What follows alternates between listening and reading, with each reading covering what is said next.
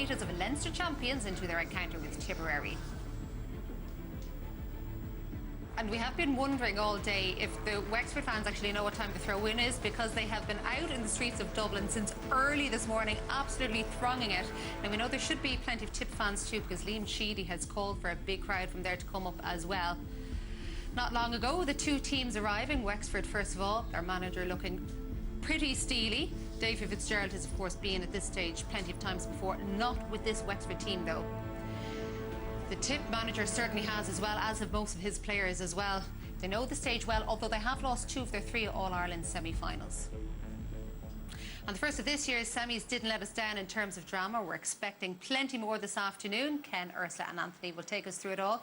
We have to go to the Wexford woman first of all, because do they know what time it starts at? Because they have just been all over Dublin all morning. Yeah, and look, all week it's been like that. The flags, the supporters, it's all anyone's talking about in Wexford. And this morning I was leaving home first thing, and the years we've been waiting to get back to the semi-final stage, and since the Leinster final, you know, the county is just hurling, hurling, hurling, and that's it. And you know, roll on 3:30. Ken McGrath made the mistake of taking the train from Waterford this morning.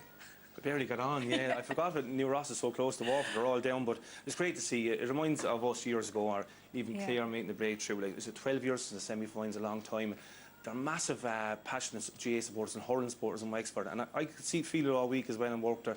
They're mad for this on Sunday. I hope they don't burn them down too much and they go out and perform, which I'm sure they will, because Davy will understand that as well, that they have to perform on the pitch. The sideshow is one thing, but you have to enjoy this. This is what you play hurling for. This weekend is brilliant again, you know, brilliant game last night. Hopefully brilliant game at 3:30. This is what you're playing county hurling for, you know. It's these are the days you live for. You do often wonder, actually, do the fans bring this burden? But I think it was Tom Dempsey I heard saying during the week that it's different. Wexford fans push you on no matter what, but perhaps Tipperary fans are more likely to turn or go quiet if things aren't going well. Is that unfair? It's probably...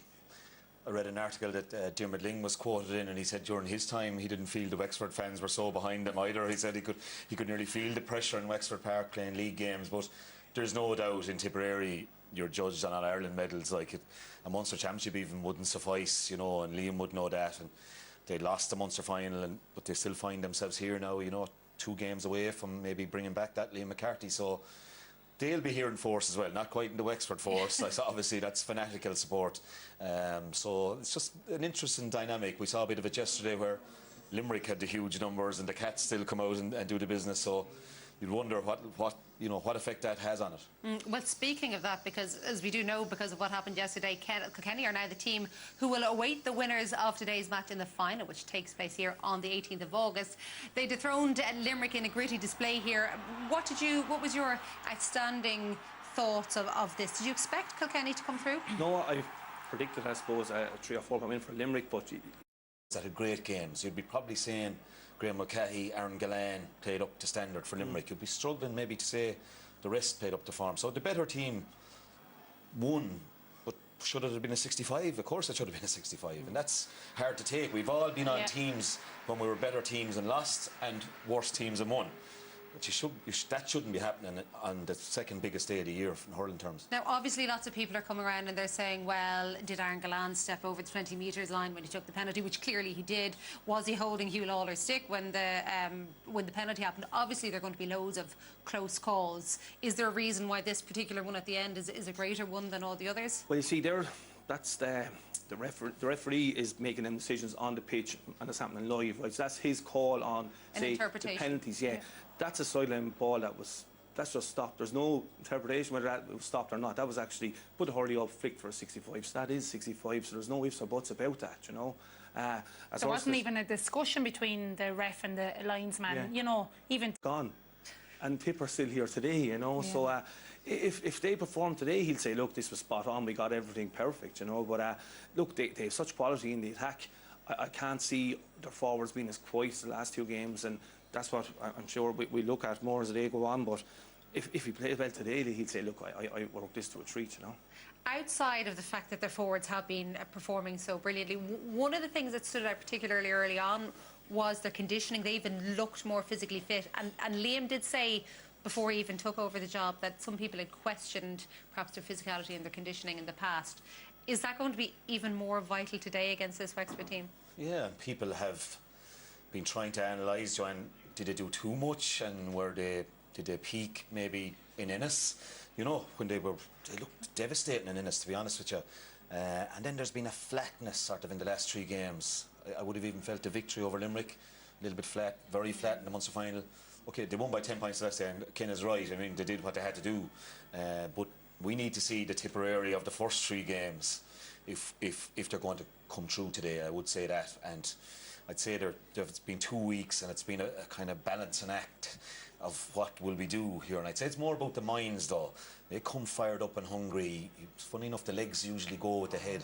I think, you know, and if the head is not right, the legs will look a bit tired. But if the head is hungry and ready, the legs go with it. And he even mentioned during the week about that he feels there's a freshness back in the panel, and maybe that was something that was missing in the last couple of games. So look, we'll find out soon enough how fresh they are. But there are still 2 men, though, aren't there, around, given all the stars on the team, there are 2 around whom so much revolves. Yeah, without a doubt. And for me, you know, Noel McGrath this year, his repositioning midfield has been crucial to Tipperary. You know, he's there supporting the defence, you know, deep in his own back line, and then he's pushing up the field when needs be. And we see a great example here of him working back. Conor Boylan, you know, probably a little bit slow striking, but Noel McGrath tracks back, and that's what Tip need out of him, supporting that half-back line. And Seamus Callanan then on the other side, you know, his work rate, his leadership this year has really just upped. You know, he's always been a key forward for Tipperary, but his combination with Noel McGrath times we see here, he set up the goal here, and Noel McGrath powering through the centre, and that's what Tip need from these guys. Again, in the Munster final we see Seamus, he probably hadn't really hit the ball in the final at this stage, and he just took on the Limerick defence as if they weren't there, and that's something that he can do. And again, you know, this is a goal of the year contender for me, really. The touch, the control, the vision from McGrath, and then the finish from Callanan. You know, Callanan has got a goal in every game this year, 6-14 already. He's breaking all the records for his scoring, and Liam Ryan is going to have his hands full. And I know Wexford will play the sweeper in front, but with the likes of Noel McGrath out around that middle third, you know, he's key to that. It's eliminating the influence of Kevin Foley, but also supporting that half-back line. And John McGrath. I think if John McGrath could come back to form, like, you know, we know how brilliant a player John McGrath. So the 3rd highest scorer from play. I know, but really, the last quite few games, we wouldn't just, you know, he hasn't hit the heights that I'd be expecting. So that might be hardening. But like if he clicks with Callanan inside, that could be fair, potent, even with a sweeper. We should be hard on him because he has the quality. So I'm sure Liam Sheedy was hard on him the last couple of weeks, so he hasn't been up to his level at all. But the lads you mentioned have been so consistent and so good for Tip over the years. They're class hurlers. Yeah, and I think it's reinvented Noel's game, because we always have known him as such a brilliant forward, but out around midfield, he's so intelligent with the use of the ball, and that's what Tip need here today. OK, well, on the way, we'll be hearing from the Tipperary manager, that is, of course, Liam Sheedy. I don't know why we have these pitch-side chats and these prediction discussions, but I'm going to try and get a prediction from these 2 gents beside me, Eddie Brennan and Brendan Cummins. This championship from start to finish has made a laughingstock out of pundits and out of predictions. Eddie, as one of the managers of the surprise packages of the season, can we expect another one today? Well, I don't think if either team progresses today, I wouldn't see that as a shock or a surprise. The punditry, I suppose, it's a bit like trying to predict the lottery numbers at times. 30 players, managers, there's too many variables, there's too many decisions, so good luck with that. But yeah, look, that's the game too. You have to try evaluate what both teams bring.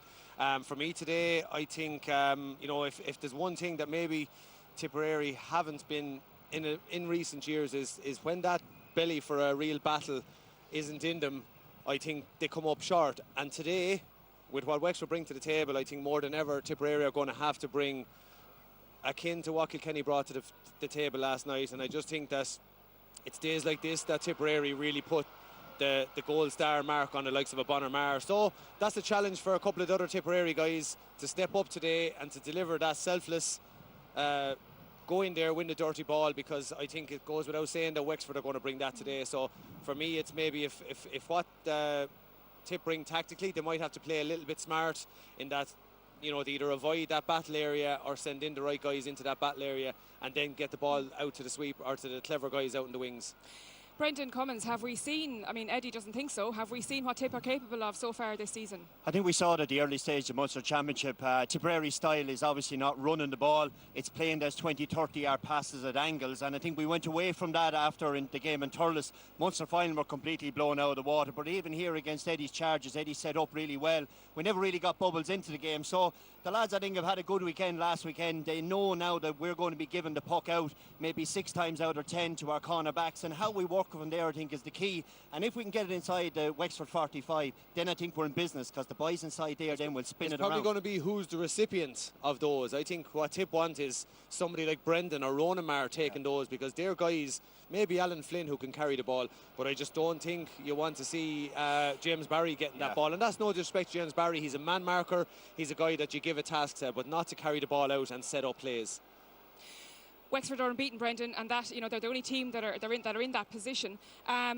Will that fact give them an extra edge, or you got the Davy Fitz factor as well? Jay Hassan, and the way Wexford set up really is to make sure they're in the game all the way through, you know, and they're very comfortable with the system. The crowd here is going to be about 45,000 Wexford people. I was down in Gorey last Thursday night, like to build up to an All-Ireland final. From a Tipperary point of view, though, I think we'll be hoping we can turn the crowd on them. If we can get a couple of scores, a high ball in the square, maybe Shamey catch it and roof it, doubts creep in. Okay, one word, Tip or Wexford? I'm going to put the hex on Tip and say Tip.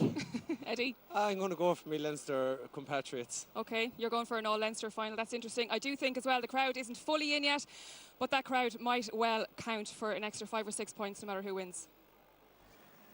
Thanks, Yvonne. Thank you, lads. And if you're wondering why we haven't mentioned the minor semi-final yet, that's because they're still playing. They're into their 12th minute of injury time, but it is almost certain that Galway will be going through to the All-Ireland minor final, because they lead at the moment against Wexford by 20 points to 11. Now on to the senior semi-final, because as we all know, Liam Sheedy is in the first year of his second stint as the Tip boss. It was his side that stopped the last drive for 5 in Gaelic games when they beat Kilkenny in the 2010 All-Ireland final. But that came about in his third year in the job. This time round, there's plenty of expectation for him to do it at the first time of asking.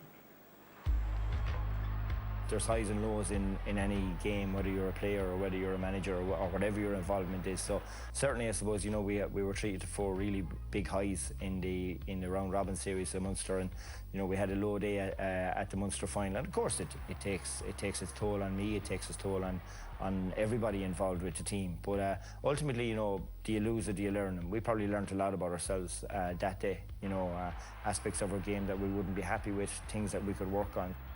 There's something special about the journey into Croke Park, and for us it was great to get the chance to play in Croke Park in the quarter-final, just to get that run out. You know, I think we'll have learned a lot from the stadium and just being in there and the atmosphere, and you know, I think, you know, an All-Ireland semi-final and going into Croke Park, just to have that experience behind us, I think is very, very positive. I think you can't work a successful team on any one aspect of your play. Look, we have shown an ability to rack up high scores over the course of this championship. That's certainly a big plus. But likewise, we have been quite mean in defence, you know, keeping teams to below 20 points. So I think it's that mix of being able to really have a tight, you know, well set up defence, and being able to transition ball from there up into our forwards, because, you know, we have seen over the course of this championship, if we get good quality ball into our forwards, they certainly can do damage. There's been massive competition for places. You know, I think the way the game is set up now, you know, you have different guys that play different days based on how the opposition team sets up. I think, you know, you need to have that fluidity. So in order to do that, you've got to have the right players around you. At the end of the day, you know, in life, you know, you can come up short, but if we come up short at the All-Ireland semi-final stage, it won't be for lack of effort. Well, I really enjoyed my time as Tipperary manager last time. You know, I suppose I have a deep affiliation with my county. That's bred into me from a very, very young age. You know, I felt that if I could give something back, you know, my work obviously in Bank of Ireland has me involved in Munster now, mainly, versus Dublin. So the opportunity presented itself, and look, as I said, I was honoured and privileged to be thought of, and I said, you know, why not? I think, you know, the whole professionalism of preparation has gone up another notch or two. But I think it's all because, you know, teams and individuals involved in those teams crave success, and will do anything to make sure that they're at the peak of their powers come championship time. I think, you know, I've seen Wexford over the course of the Leinster Championship. You know, they remain unbeaten. They bring a huge energy to their play.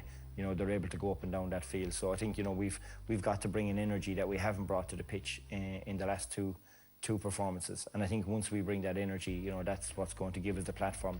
myself and Davey have faced off on numerous occasions on the sideline. You know, wherever the battle is won and lost, it won't be won in terms of our battle. He's a very astute manager.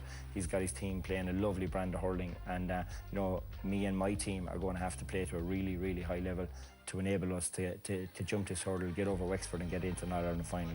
Going up to Croke Park, this is why you get involved with teams. It's for days like this, and we're really, really relishing the opportunity, understanding it's going to be a massive battle, but relishing the opportunity of going back and into Croke Park for an All-Ireland semi-final. Liam Sheedy, a man we think we know well here. Anthony would know him better than most, and I know you were laughing when we had the piece, the lovely poem at the opening, and they suggested Davy Fitzgerald had all this passion, but that Liam was the calm one on the sideline. You had a good giggle at that. Yeah, we were just thinking back. I suppose we haven't really seen it. It was touches of it maybe this year, but that fire he brought the first time round, you know, we all remember himself and Brian Cody having a bit of a go down here on the sideline, and he's a passionate man, and just watching him walking into the dressing room. I know watching Fitzy as well now, you will be saying he's wired up for it, but it was a bit of a surprise to us all, I suppose, Joanne, when he did go back. We possibly didn't see it coming, you know, that he worked, obviously he's, you know, a highly successful guy, and but I suppose once the Tipperary board knew that he had an interest in going back, there was no doubt they wanted the guy. And you know, I got Tommy Dunn with him straight away, Darragh Egan, who we'd know well, you know, from being a manager of him. And interestingly then, like, to bring Eamon O'Shea on board, and I think that's, you know, part of Liam's dynamic is he's great with people, and you know, getting Eamon back in, that could be very interesting for today, because Eamon has a fantastic history of dismantling that seventh defender defence, you know, and I wonder would that be a factor today. But that's what Liam will bring for you. He's a great manager, people guy, and he'll bring people along with him. Let's not forget, though, when he did bring Eamon O'Shea in and he brought him late to the fold, there were people wondering, was he gone all old school, especially seeing he wasn't bringing any of the younger, not a huge amount of the younger players through. So there were these question marks over him, and the league campaign didn't go too smoothly. Yeah, and I suppose maybe some people felt that he was going to sprinkle in more of the under-21 All-Ireland winners from last year, but I suppose Liam has stuck with the loyal kind of 8 or 9 players that were with him when he started with Tip back in 2008, 2009. He's still looking to the Mars, to the Seamus Callanans, Noel McGraths, and he's got those young guns like the Jake Morrises and that in the subs bench. But not a huge number of them, Ursula. I mean, could that come pot day? People are talking about perhaps they won't have the legs if they're run at, they don't have the speed if they're run at. Yeah, but I suppose there was question marks over Tipperary coming into the championship, and against Cork the first day, everyone was saying Cork are just going to run him into the ground, and the half-back line that day got 4 or 5 points, and you know, that's what I'm saying about Noel McGrath and Michael Breen midfield. Those are key to that, because these guys, these Mars, are not going to lay down for Wexford to just run through them either, and Liam Sheedy is going to have his own plan to keep it nice and tight. You know, they've only conceded, I think, 4 goals in the championship as well, so it's not like they're leaking loads of goals, but Eamon O'Shea has massive experience, and Liam brought him back in with the intent of, you know, going one step further, and if he can add something to the Tip setup, then it's only going to be a positive thing. Just to let you know, there is a 5-minute delay to the senior game, because the minor game is just finished with that victory for Galway. They won by 20 points 11 in the end, but there was a lengthy delay in that stoppage time because of a bit of an injury. So a 5-minute delay to the throw-in in the senior game. Our focus now on that one moves to Wexford, the only remaining unbeaten team in the championship. That is despite the fact that out of 5 matches this summer, they've only actually won 2 of them. What is important, though, is that they picked up points when it mattered in the round-robin stage, and of course, they are the Leinster champions.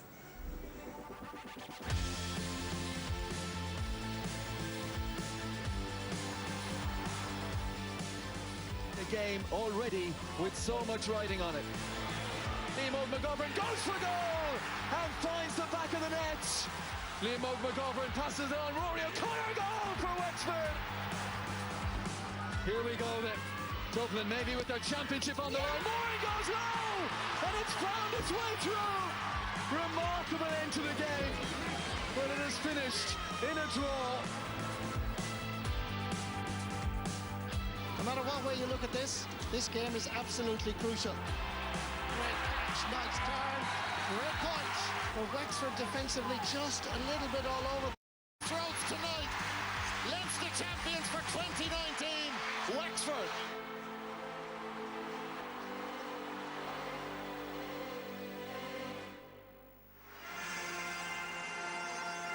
Well, the last time they came out onto the pitch at Croke Park, it ended up pretty well for them, and there they are out again for their All-Ireland semi-final. The Wexford team just out this second. And Ken McGrath, I heard Michael Dignan say during the weekend, of course, we all know how Wexford are going to set up.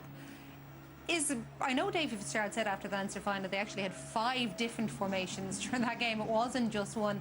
Is it possible that he could surprise everybody and go with something totally different, or have they been working too long on this specific game plan? Well, he'd done it before in the Ireland 2013 with Clare and stuff, but no, I think this is working for him. This is their third year playing that system. Now, to me, it's the best that they've played, and it's the most stylish and very attractive hurling a team under Davy has played. You know, I think they really have to master, and they look very comfortable playing it. You know, Forrest is happy that they're wearing the proper jersey colours anyway. She was worried that they'd be the yellow, but no, I think I'd be very surprised. I'd say let's stick with what's actually working for them.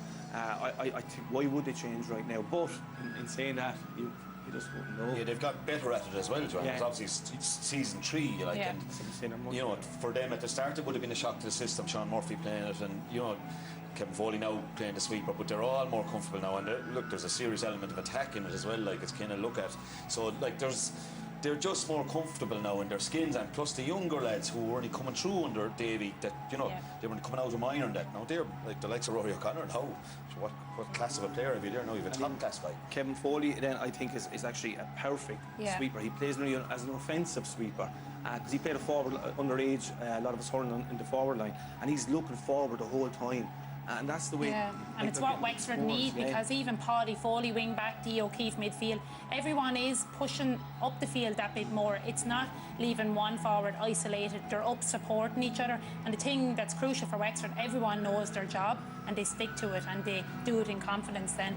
How much better, Ursula, are they this year? Like, have they taken a massive stride?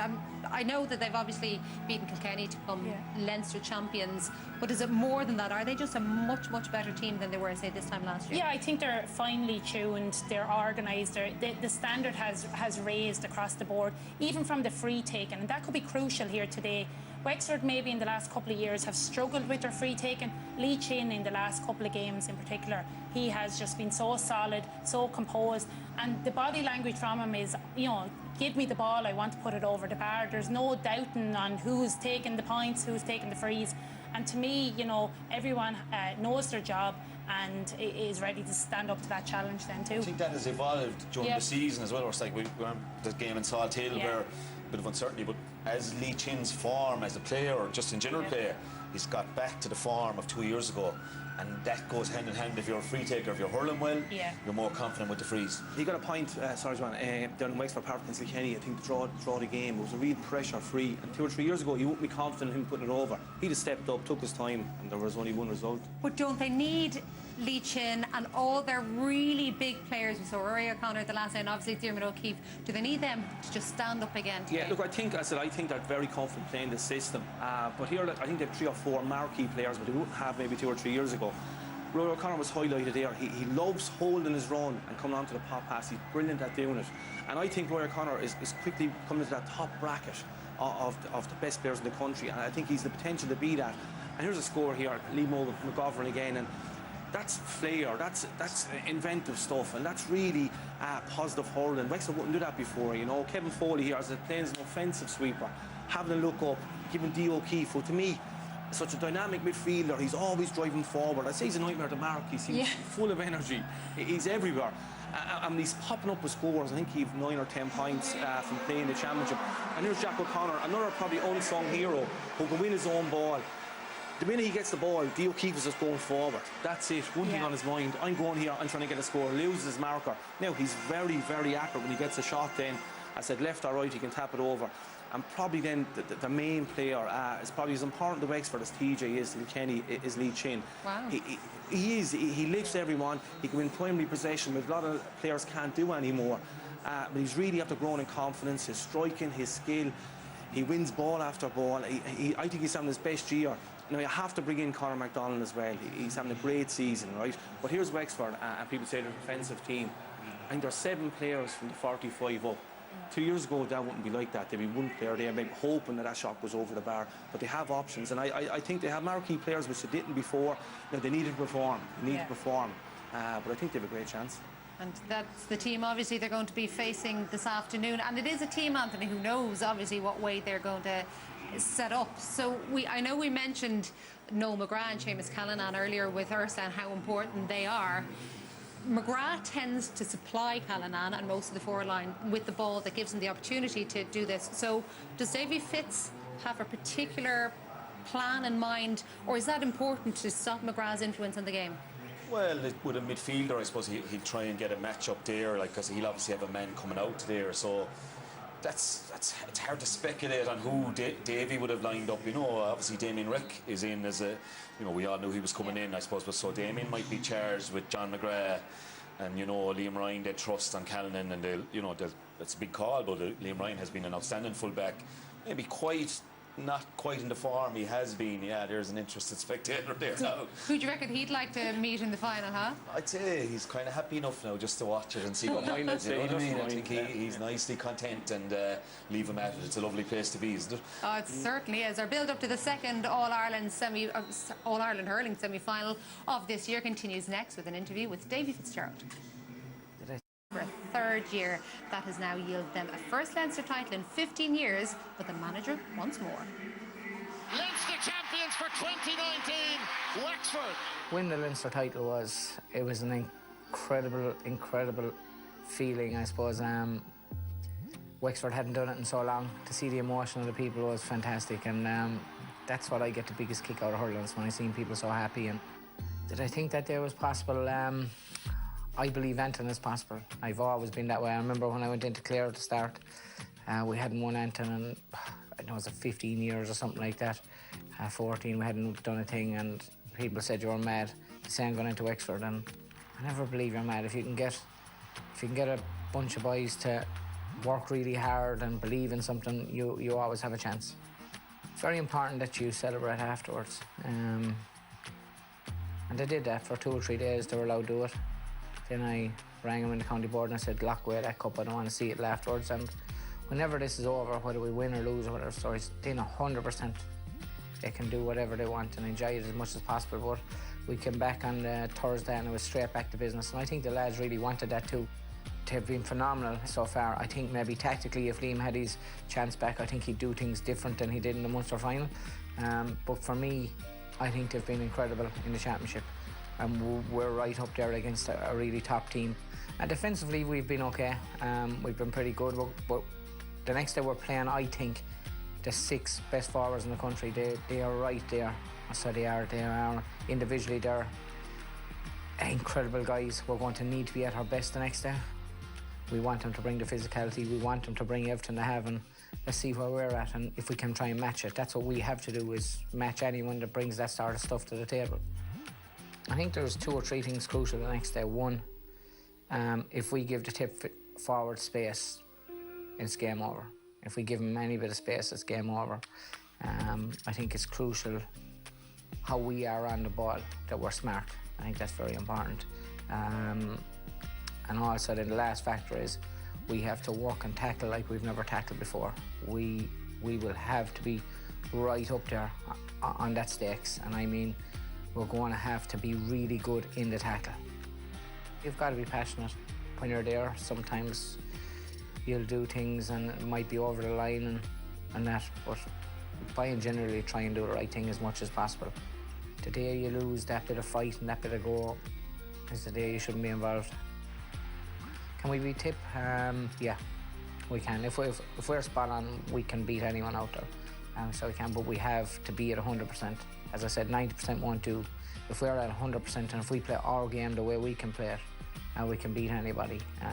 But we have to be spot on.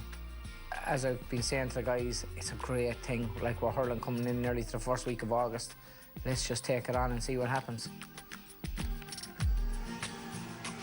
Few interesting nuggets in there from Davy Fitzgerald as we watch the joint captain of Wexford, Matthew O'Hanlon, and Tip's skipper, Seamus Callanan, in for the toss. It does look like it's definitely going to beat the 55,000 that we had in yesterday's semi-final. I did ask earlier about the fact, could Wexford do something different today? You reckon they did something quite different in that Leinster final that took you by surprise? Absolutely, Joanne. I don't think any of us saw it. You know, Fitzy's noted for the sharp puck outs, but the way they mixed it up, I mean, did we see long ball down the middle? Now, maybe Hugh Lawler, who's playing well, to be fair, and recovered very well from a shaky enough first half, but he didn't really go for the space. Like, you know, he went down the middle so often. I think it even took Brian Cody by surprise. And that's now a fair statement, because I tell you, that doesn't happen too often. But they got joy off it. Like, they won balls. Conor McDonald won an early one, caught it. They worked this one to Chin. You know, nails the scores. Like, they had them confused a bit, I felt, early on. And, you know, they were still willing to go short, though, if Kilkenny thought they were being lulled back the field. So they work at shots, don't know who to Chin. Chin travels with it. Now, they had nobody up here. I remember distinctly watching outside, they had nobody up. But they didn't panic, walked it back to Dee O'Keefe, and they trusted the long-range shooting. I think Davey has said a lot there. They have to be absolutely right. They had only 3 wides that day. Like, you know, even the long-range shots went over. So he's aware of that, like, you know, and like they were willing to. Mark Fanning obviously had an outstanding role in winning the Leinster title with the penalty on, but again, it's touching back on Ken's point with Dee O'Keefe. Look where he is again. So it's just not just one set way of playing, which maybe we criticised them after the last 2 quarter-finals. But it was definitely, now today, are they going to lump it down the middle today? I cannot see that with Pádraig Maher there. Pádraig Maher is likely to be extra guy, so I would say the boy he might form the same way, Joanne. They might go into the middle, but I would say you'll see sprinters hitting for the wings and Mark Fanning hitting space. Different tactic, and in fairness to him, he has mixed it up brilliantly this year, I would have felt. What way do you see this going, Ursula? Look, I think it's going to be a really tight tactical game. I think Wexford need to get such a quick start. We seen yesterday's game where Limerick were too casual, they were a bit flat, whereas today Wexford need everything to go right for them, obviously, but they need a really important big start from their big guys. And I think if we're still in it at half-time, I think we're in a good chance. Are Wexford a tip going to win, Ken? It depends how Wexford handle the 4 weeks, and Ursula is bang on. You have to start the game well. The opposite of Limerick last night, and I think Wexford have a great chance, and I vote for Wexford. Anthony? Well, I suppose we saw a touch of the Empire striking back yesterday, so I'm going to go for the Empire to strike back. Desperate hard to call, absolutely. Like, tip on the form, as I said, of the last 3 games wouldn't be winning, but if they can get back to the early season groove, I think they might have enough. OK, we may have 2 Jedis in the final, but you never know. Wexford might have something to say about that. Not long till they begin their first All-Ireland semi-final in 12 years. Let's head back over to our commentary team and get the team news with Michael Duignan and Darren Maloney. Thank you, Joanne. Yes, I'd love to keep the Star Wars thing going, but I just can't think of anything clever enough to say at this point of the afternoon. Michael Duignan here beside me. Great occasion already. We know, and we've known for a while, that there's going to be more Wexford support here, Michael. But, you know, we have, I suppose, questions about both teams. We're about to get the answers very shortly. Not doubts, just questions that we want answers for. Well, there's probably less questions over Wexford, to be honest. They've been very consistent. The only unbeaten team in the championship this year. And their form got a huge boost last night with Kilkenny winning. You know, Wexford beat Kilkenny in the Leinster final. They were the better team on the day. They matched them physically.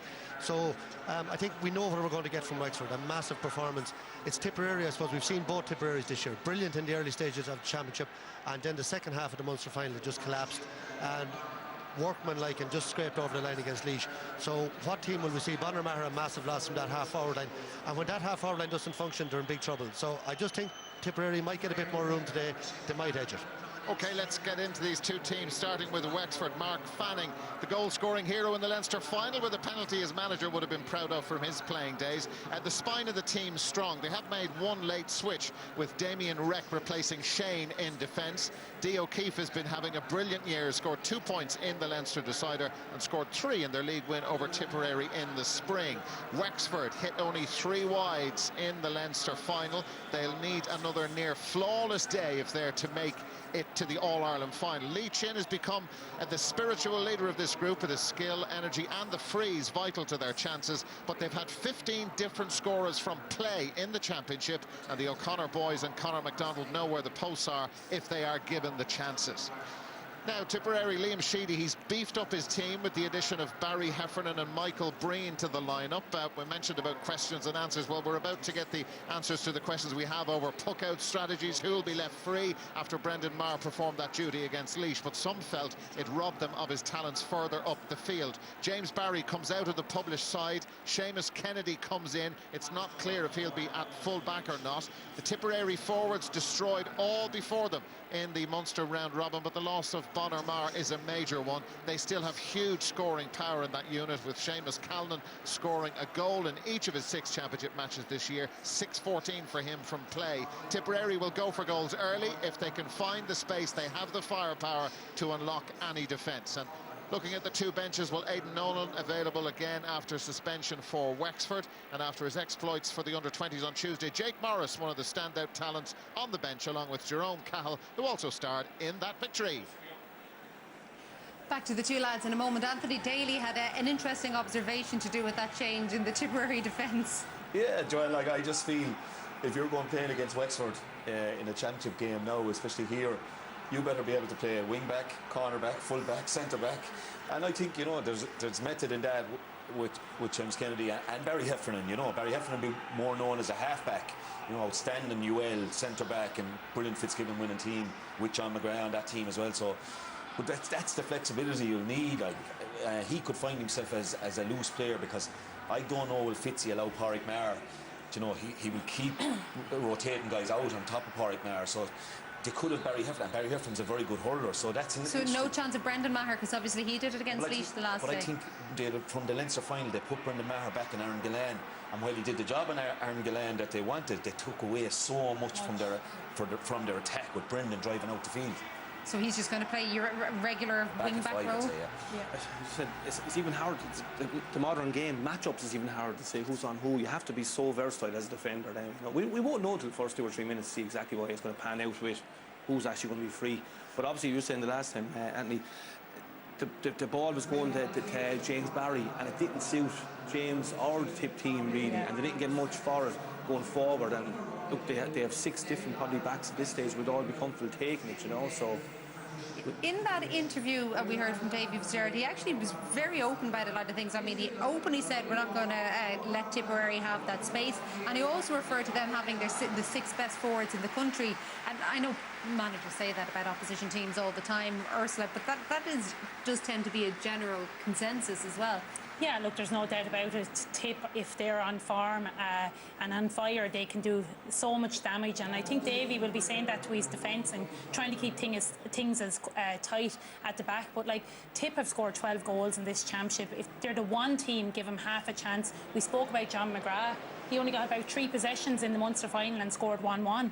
You know, Bubbles, what if he's on form today? Wexford, Jason Ford, who we haven't even mentioned, has probably consistently played very good throughout the games and is lethal on the frees. So you know, Davy knows he's going to. And he's been, you know, the shots we've seen of us, John, he's been very animated out there. Like, you had him in a huddle there, and he's. This is Davy. You nearly think too animated. Just if they win, everything will be perfect, sure. Do you know? But it's just sometimes the fine lines. You can you lose it a little bit? You know, he obviously knows Liam will be fired up as well for this one. So for you or against you, you know, as you said, once you win, everything's right.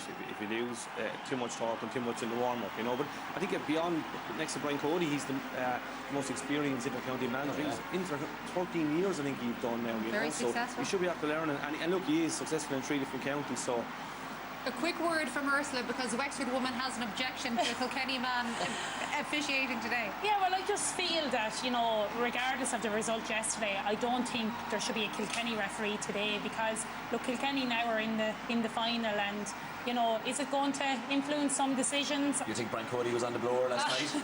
No, but you know, I think there's more options than that. You know. Yeah, but look, they're looking for their best referees, and that's immediately suggesting.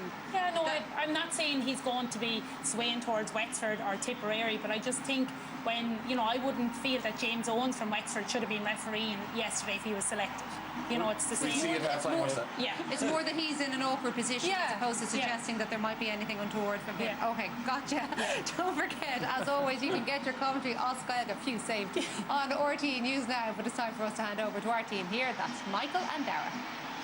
Joanne, thank you very much indeed. Well, as you can see, the teams parading around over in front of the Cusack stand. The noise, absolutely superb. I think there was close to 71,000 here last year for Cork and Limerick. We may be heading towards that kind of territory today in numbers. I think I was told that, well, it's something like a third of the population of County Wexford here today at this match. It's incredible. They are the most incredible supporters. Every county likes to take their own supporters, but I know from experience over the years that the Wexford people are so passionate, even when they're going badly. It must give their players some lift. And talking to Tom Dempsey earlier, he said in all his years he's never seen a bigger crowd travelling up the road. He reckons up to 50,000 Wexford people here. Just incredible. What an atmosphere. For sure, and well, the Tipperary supporters who've made the journey to Croke Park today are outnumbered. There's very little question or doubt about that. Liam Sheedy during the week made an appeal. Maybe appeal is too strong a word, but he did want as many Tipperary followers as possible to come up and support this team. Well, we're going to know, I think, the start of this game is so crucial. We have to see what Tipperary, how much of that Munster final defeat take out of them. They looked very flat against Laois. Was that just getting over the match, getting to the final? And we're going to know an awful lot about Tipperary's attitude, about how they are mentally at the start of this game. And I expect the first 5 or 10 minutes to be very, very intense. And talking about the referee, I don't know about the Kilkenny element, but he's going to be under pressure. All inter-county reps at the moment, the speed of the game, the power of the players, they've been asked to, really try to get up and down the field as well on their own, and looking at timekeeping and the incidents like the line ball last night. It's just so much for referees to look out for. I think it's very, very difficult for one man in the modern game to keep an eye on everything. Michael, the Tipperary, the threat, the goal-scoring threat, the talent they have in their attack. Will Wexford, in the first few minutes of this, go, right, we're going to shut up shop here? Like Tipper, they're going to tear into Wexford here, or try to, in the first 10 minutes, go for goals. They are, and I think they've picked a real hurling team from the full-back line out. Barry Heffernan and Seamus Kennedy. James Barry has been struggling, but all of these lads in the tip team can hurl. So where they've really struggled in the last few matches, pucking the ball out to James Barry. James is a good man marker, but he's not comfortable on the ball. And both the Limerick and the Laois team were happy to see James Barry getting the ball, because they were wasting a lot of possession. You're going to see a different Tipperary. Wexford will sit back, they'll soak it up, but they're no slouches either. And I think the piece the lads did beforehand, showing their key men, was outstanding to show how all their main men are playing. So fantastic, Aaron Levine. There is here today is favouring Wexford in the first half. They will attack Hill 16. The game is on. Kilkenny await the winners in 3 weeks' time, and that is Jack O'Connor going back to Paddy Foley, and Foley from halfway. The Wexford supporters love it, and they roar it over the bar as Wexford take the lead inside 14 seconds. Paddy Foley. Yeah, lovely pass there back by Jack O'Connor. He won possession, he looked back, and Paddy Foley, great long-range striker, breeze behind him there, just a great start. And in the Leinster final, only 3 wides as well. I think Wexford have worked really hard on long-range shooting. I don't know, does that settle the early nerves? It's too early to do that. Here's Cathal Barrett of Tipperary. Last 2 matches they've been flat. Ronan Marr from halfway to equalise, and Ronan Marr has done just that. 1 chance each, 1 point each. Yeah, and what a part of the modern game this is now. Wing backs, centre backs well able to score. The light slitter, Bubbles Dwyer on the ground there. Doesn't seem to be much in it. He's back up again. Got a little bit of maybe Sean Murphy getting a bit of a dig passing. Mark Fanning right down the middle, caught by Lee Chin. Rumours that he was carrying an injury. Chin hits that one straight up into the air. Dee O'Keefe is chasing it down. The flight deceived Hogan, the goalkeeper. Dee O'Keefe for Wexford just flips it back inside over the head of Rory O'Connor. Well, they really should have made something more out of that, but there is still a chance. A slip by Rory O'Connor of Wexford, the Leinster champions. First Leinster title in 15 years. Rory O'Connor has made something of it. Brilliant individual skill. It looked like the chance had gone. Rory O'Connor, the link with 96 is there. Wexford 2-1. Yeah, what a score. Rory O'Connor has been brilliant during the championship. Only 20, but what was Brian Hogan doing? Really should have come out under that ball. Nobody at home for Tipperary, and this looks to be a tactic of Wexford dragging everybody out the field. Tipperary going man for man, and nobody sitting in front of Brian Hogan. This has gone down towards Seamus Calman, caught by Liam Ryan. They're winning those little mini battles already, but it's still so early. Wexford to the task already. Here's Liam Ryan again. An old-style fullback, but look at him playing right half forward at the moment. Liam Ryan shortens the stick, and Ryan puts the ball over the bar. What an outstanding piece of skill by the Wexford fullback. There, I think that's one of the best scores I've seen in Croke Park. He came out with the ball, followed it out and picked it up. He looked up, there was nothing on, kept going and after hurl. What a score by Liam Ryan, inspirational. Unbelievable start. Hogan drills it low. Not caught by Noel McGrath.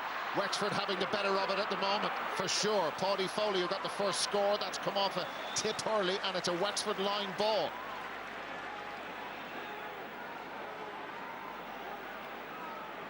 They've made a very good start. Yeah, their movement absolutely mesmerising at the moment. So this is Conor MacDonald.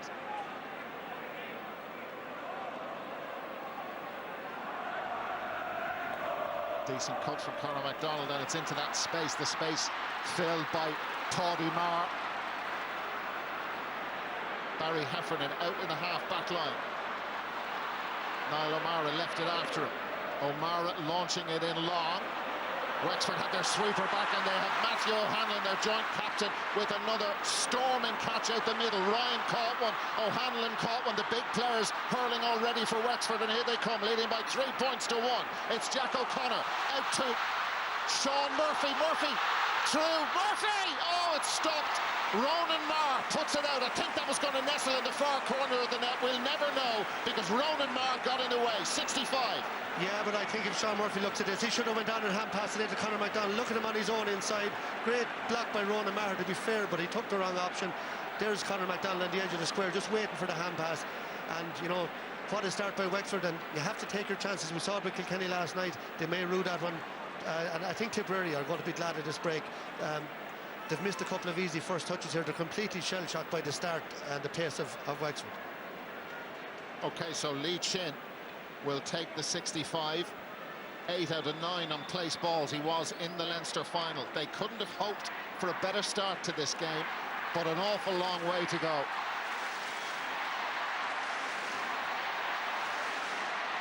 The roar of Wexford, Wexford, Wexford around Croke Park. The wind is helping Lee Chin.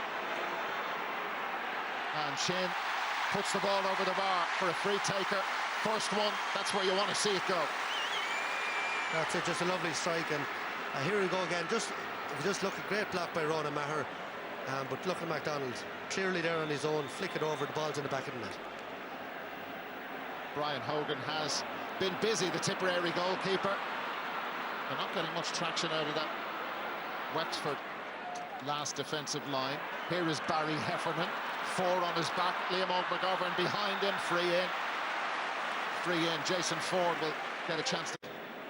So Jason Ford, 245 he scored in this year's championship, and another point added to that tally. And that half hour down at Tips, that's going to be so crucial, because when they're going bad, that line tends to break down. So Niall O'Mara bubbles, and Noel McGrath is in the half line with Dan McCormick onto the middle of the field, trying to mark D. O'Keefe. So Paddy Marr is picking up Conor MacDonald of Wexford at the moment. This is Seamus Kennedy of Tipperary. Late addition to the published team, Dan McCormick. Beautiful style as he launches it in long. And sweeping behind that clump of players is Kevin Foley of Rapparees. Foley pops it out to Sean Murphy, and that hangs in the air. Well, Wexford did well to get that back. It wasn't a great pass, too much hand time on the hand pass, and now they come with Kevin Foley. Runners popping up all over the place for Wexford, and Kevin Foley off his left side really should have scored. First wide of the game. And Jack O'Connor causing absolute mayhem so far with his athleticism, and a lovely touch off the hurl there, and Kevin Foley's going to be very disappointed with that wide. And that was one of the many points made about, well, what Tipperary needed to do, and tracking the Wexford runners coming out the field is very close to the top of that list, and Foley got through there, nobody with them. No, they're coming from there. That's a big part of the way Wexford have changed. There's so many men attacking from the back. Brian Hogan right down the middle, that runs free. Matthew O'Hanlon across for Wexford, he's under pressure. Mark Fanning out, the ball in the back of the net, goal! Michael Breen out, the free out. He doesn't think so, Michael Breen. Well, we'll see it again here. Just see it breaking inside. Michael Breen is following in behind. You just see there, I didn't see a whole lot there, a little flick, and he kicks it into the net. Oh. I think You see Jason Ford, he's just tackling. I don't think he pushed him. Matthew Hanlon goes to ground easily. I think that Wexford very lucky there. Well, the old thing, well, once the hand goes on the back, you're in trouble, and you give the referee a decision to make. He said free. And here's Toddy Marr. What a brilliant sight that is as he drives out of the Tipperary defence. Wouldn't be a great sight for Wexford, but anyway, here's Paul Morris. He will cover every blade of grass. So will this fella, Lee Chin. Shortens the stick and flicks the ball forward. Rory O'Connor took his eye off it. Michael Breen. Cathal Barrett. It's a better full back line for Tipperary when he's playing. There's no question or doubt about that. And the shot from Bubbles O'Dwyer is wide. Wasn't much in it. Management, the ref will get it in his ear if it was a point, so obviously wasn't. Sheedy looking for it, but you know, my understanding is if it's over, the referee will get a message in his ear. That was towards Rory O'Connor. Cathal Barrett wins the Wexford puck out without too much stress. This is Jason Ford. Look up and drills the ball across. Niall O'Mara. Wexford don't have as many back as perhaps they could have, and Tipperary want goals, and Seamus Callan is in around the back. Is this a number 7? Oh, what a goal! It's a magnificent 7 goals in 7 successive games for Seamus Callan. Wexford were caught up the field. Tipperary have got their goal. Yeah, in the last few minutes, Tip coming back into it. Here's Niall O'Mara, long hand pass. Callan had his mind made up, and what a rocket to the corner of the net. We don't see much of that anymore. We see Callan absolutely connected right on the meat, and a brilliant goal. And in fairness to Tipperary, in the last 2 or 3 minutes, you know, they've started to win the ball, they've got up to the pace of the game, and as you say, Wexford left a bit exposed at the back, and what better man than Callan to stick another one in the net. Callan's 34th championship goal. Here is the Wexford reply. Lee Chin up towards D. O'Keefe. And O'Keefe, nice sidestep, but he doesn't get past Brendan Marr that easily. Marr just held his ground. Liam Old McGovern blocked down Brendan Marr for Tipperary. The goal, a great boost to them. Tipperary will go for goals whenever they can. Here's Kevin Foley. Wexford man down injured. Foley had to avoid the medic running onto the field, and that's D. O'Keefe, and O'Keefe from way out got 2 in the Leinster final. That one is swiped wide though. That's their second wide. Matthew O'Hanlon down injured. Yeah, he came out here with a clash with John McGrath. Just came down a bit awkwardly on his ankle, very awkwardly in his ankle. Well, he's the Wexford joint captain, and he's a colossus for them in that defence. And he's receiving some treatment, and there's some stuff going on off the ball down in front of the Davin stand as Matthew O'Hanlon, his treatment continues. Damien Rex there, Seamus Callan and John McGrath, and order has been restored.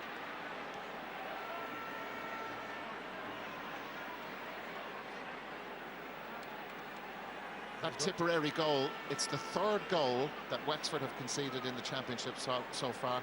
And the other one, well, one was a penalty, one was a free, and the other one was from play. So 3 goals conceded in their matches so far. Yeah, and you know, you see already the influence of Kevin Foley on the game, dropping back there. But I think, you know, that was vision again. A crossfield ball opened them up. Niall O'Mara with good vision, but it was a finish. Like, it was an exceptional finish by Callan. Very little you can do about that. And what a start to the game we've had. You know, we're talking about physicality. It's too fast to be physical. That's a soft yellow card for the 2 lads that pulling a couple of jerseys up there. But it's been an amazing start. Brilliant setting, fantastic atmosphere, sun shining. This is what it's all about. And Matthew O'Hanlon is okay to continue. Yellows for John McGrath and Damien Reck. Ronan Marr. Oh, that's a beautiful ball. To get Tipperary going forward again. And that hangs, and it's gone wide. Noel McGrath. Yeah, and you see what Dan McCormick there knows his job. Just a little pass, got it into the shooter's hand. That one didn't go over, just hit the post. Shorter puck out from Mark Fanning to Liam Old McGovern. Tipperary with their noses in front.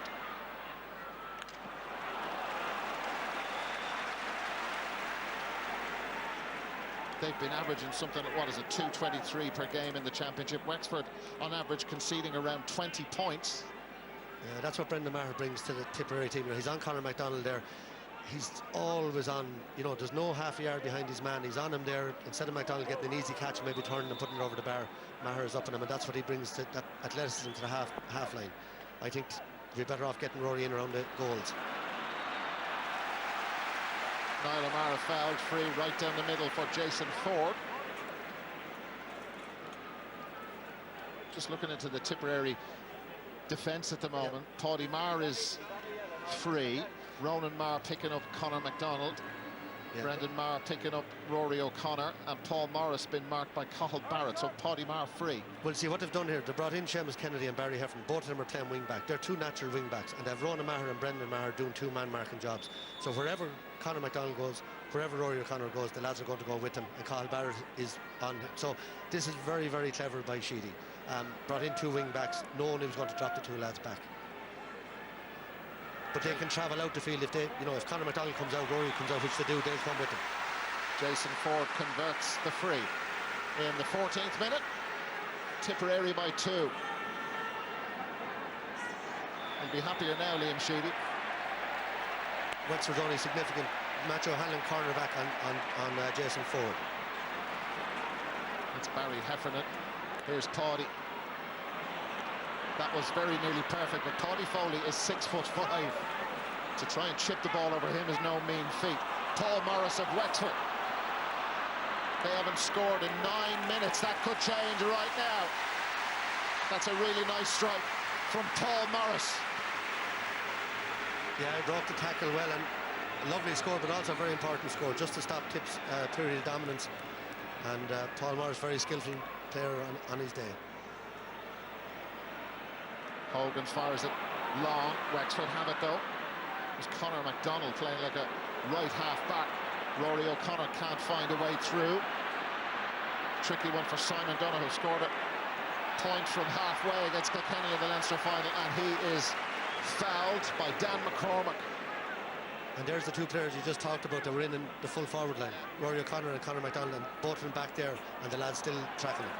Sean Murphy made a really good run forward. He was picked out. Here's Liam Old-McGovern, better from Wexford. They're back in the groove again, and Liam Old-McGovern puts the ball between the posts, level.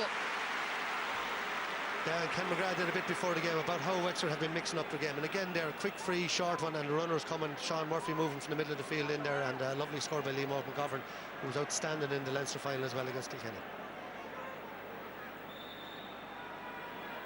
Brian Hogan, it's his second year in the Tipperary team. He didn't play in the league match in the spring.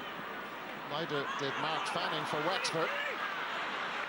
And that's Brendan Maher. Very difficult angle. And perhaps, well, look, if it goes over, it's brilliant. When it goes wide, which that one did, it ain't so good. They struggled to win those balls in the half-hour line. Probably the wrong option there. Lee Chin. Paddy Maher with him. These two will have an epic battle when they come together. Brilliant from Lee Chin, and Chin shot on his way. He deserves a point. But the referee, I think it's a Tipperary free. Point isn't going to count. Tipperary free. Yeah, I think he was shown caught it 3 times. To me, he caught it, he soloed, he threw it over the head and came back down and then put it over the bar.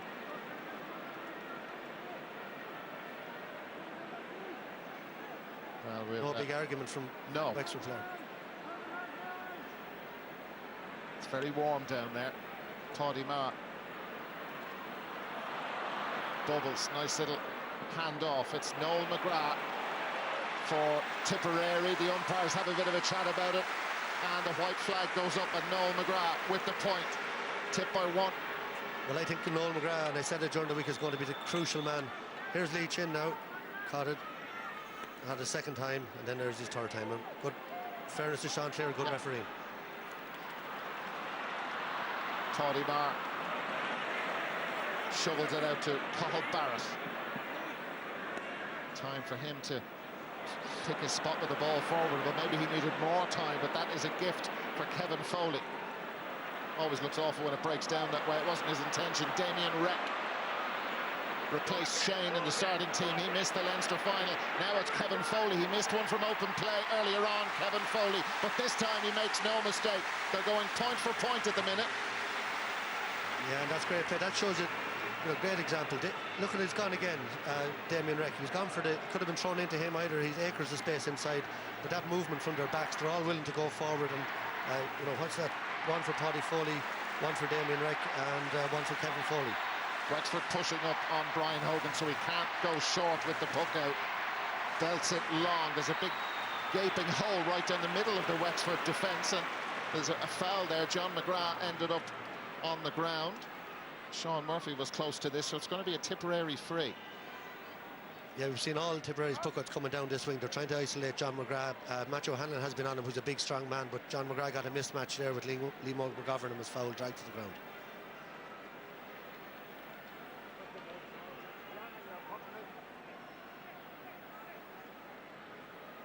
So Jason Ford again.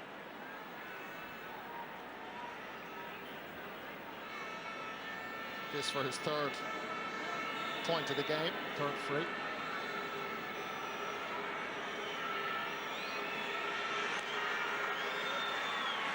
Jason Ford with the score.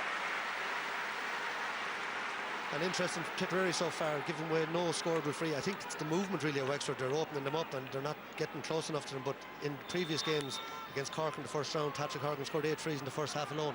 I think they conceded 13 frees against Laois. So that a huge improvement. Here's Conor MacDonald. Oh, brilliant. Wonderful skill by Jason Ford, I think it was, who got in there to dispossess Conor MacDonald. One artist on another. This is Paul Morris. Now Matthew O'Hanlon is recovered, and look at Dee O'Keefe. Tipperary not minding the house, and Dee O'Keefe with a simple tap over. And Brian Hogan, the Tipperary goalkeeper, and Paddy Marr furious with those further out the field. How did O'Keefe get so free and not be spotted? Yeah, that's what he does. And really, there was a 3-on-2 there. Could he have taken on his man? Great flick here by Jason Ford back helping out. They had 4 men around that ball and it broke down, and that's where the overlap occurred then when O'Keefe got loose. Yeah, the first kind of defensive system failure for Tipperary. Here's Niall O'Mara, shoot on sight from O'Mara. Ball popped to him, and Tipperary need to wake up or this could get away from them. Here's Rory O'Connor. Will Wexford get a goal out of this attack? Rory O'Connor! What a stop by Brian Hogan. The ball out, well, it's gone for the point. It's gone for the point, but Tipperary have gone to sleep. Absolutely opened up. Simon Dunno up the field again, and Rory sees the gap and he heads for it. Like all good forwards, great shot, and Brian Hogan stands up big and tall and strong, like his father did before him, and he makes a great save. Especially those of Ronan Maher coming across in front of him might have impaired his vision for a second. Good save. Yeah, Ken would have been delighted with that save, but Tipperary, there's a goal coming for Wexford if this continues, and deserve probably to be further ahead. Liam Ryan with the sort of challenge that lifts the team and lifts the supporters, and that challenge, well, the referee may want a word. He's nearer his own 65 than the 45, as you can see. There's a gentle breeze helping. Wexford lead by a point. It's ambitious. It's a good strike from Lee Chin. He's okay for distance, and you know what? The accuracy is pretty special. Lee Chin could have another day like the Leinster final on the freeze if this is anything to go by. Yeah, that's a fantastic strike. He's playing with so much confidence now, and for a free taker, confidence is so important. His general game very, very strong, and that's a brilliant strike. That's the first free he's gotten from, it must be 100 yards over the bar. Brian Hogan with a huge tuck of the ball down the field. Simon Donoghue is on the ground, and the reason for that is because he was through that tracking. And Paddy Marr is... So they probe again, Tipperary. John McGrath over there, and that's a free in.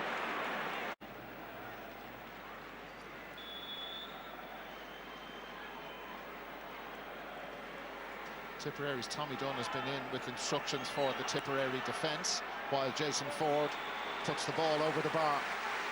So 4 for him out of their tally of 1-6.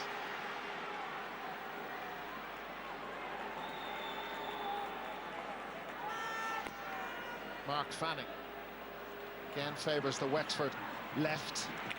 Lee Chin went after that. Paul Morris, both of the big red helmets on. Here is Paul Morris, and Toddy Marr got across to him. Morris somehow held onto the ball. Nice little flick to Sean Murphy. He's tracked this time by Bubbles, and Sean Murphy launches it in high. Conor MacDonald! MacDonald!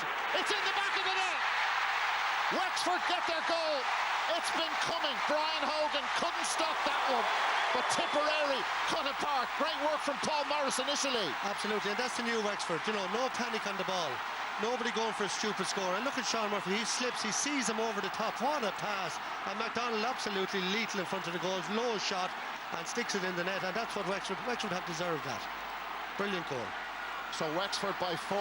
They could have more than one goal. Here come Tipperary with John McGrath. Will he really light up this match? McGrath drills it in. Fanning with the stop, and Kevin Foley got across just as he's supposed to do. The sweeper out for a 65 though. Foley took the ball out over the line. And that's how dangerous John McGrath is. You can't take your eye off this game for a second. He doesn't take points when he gets the ball. Look at this, he loses his man. A great save by Mark Fanning. Came up and hit him into the helmet actually. And Kevin Foley sweeping back has gone out for a 65. Scored by Jason Ford. A little bit of a breeze into his face. And Jason Ford with the strike. And it's, but we're going to use Hawkeye. Only one of the Tipperary team that started forward line has scored from play. That's a goal from Shane Callanan. Whereas we have Liam McGovern, Conor MacDonald, Rory O'Connor, Paul Morris and 4 other players. 8 players scored from play for Wexford so far. That's good, yeah. It's from Jason. Of the ball, Rory O'Connor was there. Marr did well. Barry Heffernan. Ronan Marr's clearance for Tip. Ball broke down. Sean Murphy got across. And that's nicely done by Matthew O'Hanlon. Not that bit. Here's Barry Heffernan. Heffernan from just outside the 65. He loves that, Barry Heffernan. So it's wide. That's a couple of times I think Tipperary, they're not expecting time on the ball because of the way Wexford are playing, and they're hitting the ball a bit quickly. He could have carried that another 20 yards and made sure. So Wexford have loads of players forward. Barry Heffernan picks up the loose ball. Wexford at times more open at the back than you would expect, and that's another one. This is Rory O'Connor. Well, look, the standard in the first 20-odd minutes or so, we've gone into a bit of a slump now, haven't we? And that's understandable. I was just going to say it there, you're going to have a look. Here's Noel McGrath, you know, and again Fanning stood up so well. This is what John McGrath loves. He lives for goals, but Fanning really made a great save there. Simon Donoghue for Wexford, fouled by Seamus Croke Park, but it is favouring Wexford.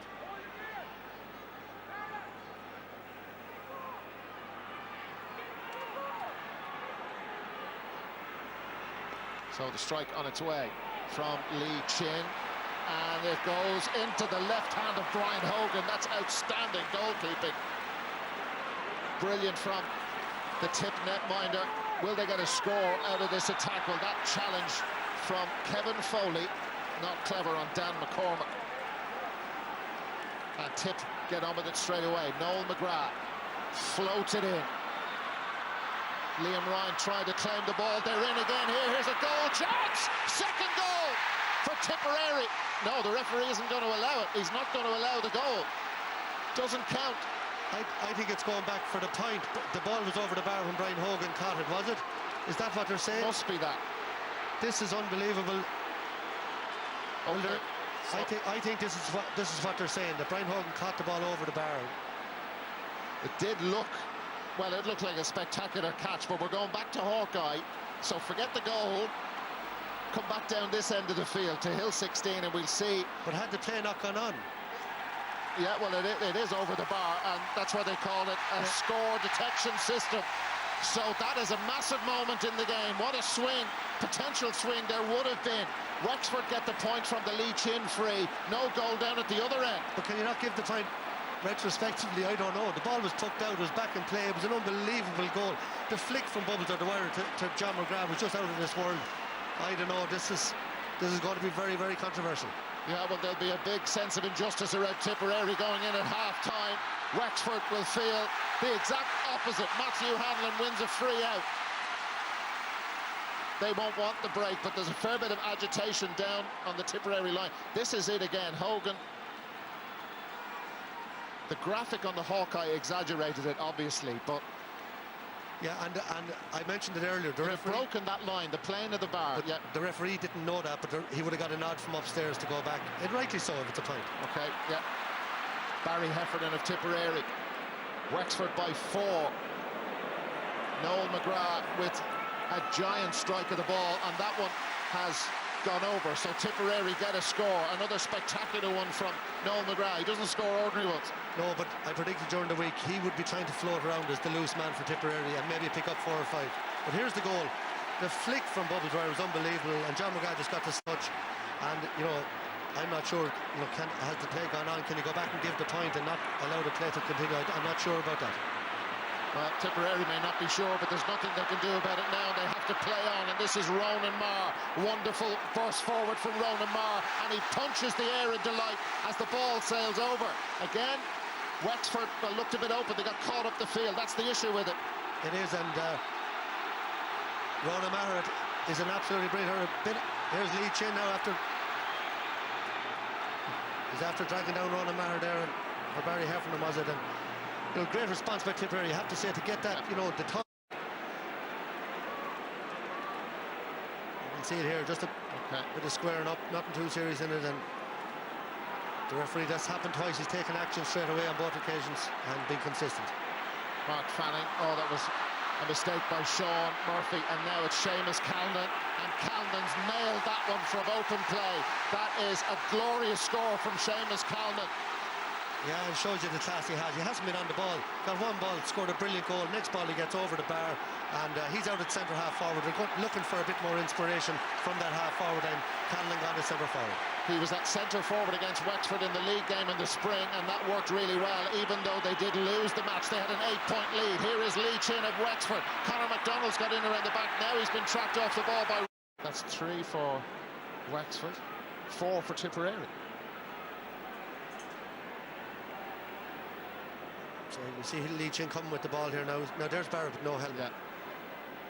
So where his helmet came off, we don't know. It was off the ball, but certainly once the referee noticed that, it should have been play should have been stopped. But anyway, it's a free in. Chin was tripped by the helmetless Barrett. That's the way it used to be, but not anymore. Where you had the option. Now they're mandatory. They have been for years, and this is Lee Chin. Recovered after his treatment.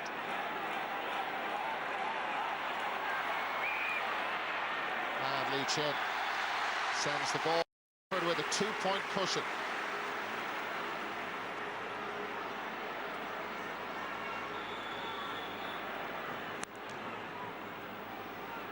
Brian Hogan. What a tuck into the wind. Wow. Almost down to the Wexford 13-metre line. Liam Ryan driving out. You'll remember his point in the first half forever, you would imagine, but Paddy Foley trying to clear it for Wexford, and they've made life difficult for themselves. Here's Seamus Calnan, pops it into Bubbles' point. That is what they're capable of. We've seen it over so many days, over so many years. Well, I think that's the score Liam Sheedy'd be most pleased of in this half. The forwards got in the face of the Wexford backs, didn't let them out with the ball, closed them down, and that's what he'd be expecting from them. But look at this, Dee O'Keefe on his own, no one near him. Again, Dee O'Keefe finding a huge amount of space. It's tailing, but it held true to its line and over the bar. But O'Keefe causing problems. Those Wexford runners popping up open again. Yeah, it's hard to believe, you know, Tip just after an inspirational score, leave him completely loose, and that's what he does. His brilliant movement, his move to midfield from half-back has been huge in Wexford's, I think, improvement this year. 113, 111, O'Keefe was a very successful Wexford minor, but now he's a very successful Wexford senior as Jason Ford has been doing his stuff from the freeze in that sticky patch earlier on in the first half. He was keeping them in it. Now he gets them from open play. Beautiful flick of the ball here. Yeah, he's been very good, I think, this year from open play as well. It's not just the freeze. We talked about confidence. The freeze gave him confidence, but he's doing it in open play. We've seen some great tackling by him as well in the first half. Great score. Mark Fanning, big booming one down. Paddy Marr doing his job. And now he's improvising a bit, and he's going to be done for holding onto the ball too long. The goal disallowed with the ball going back into play. Lee Chin with the free. And with the score.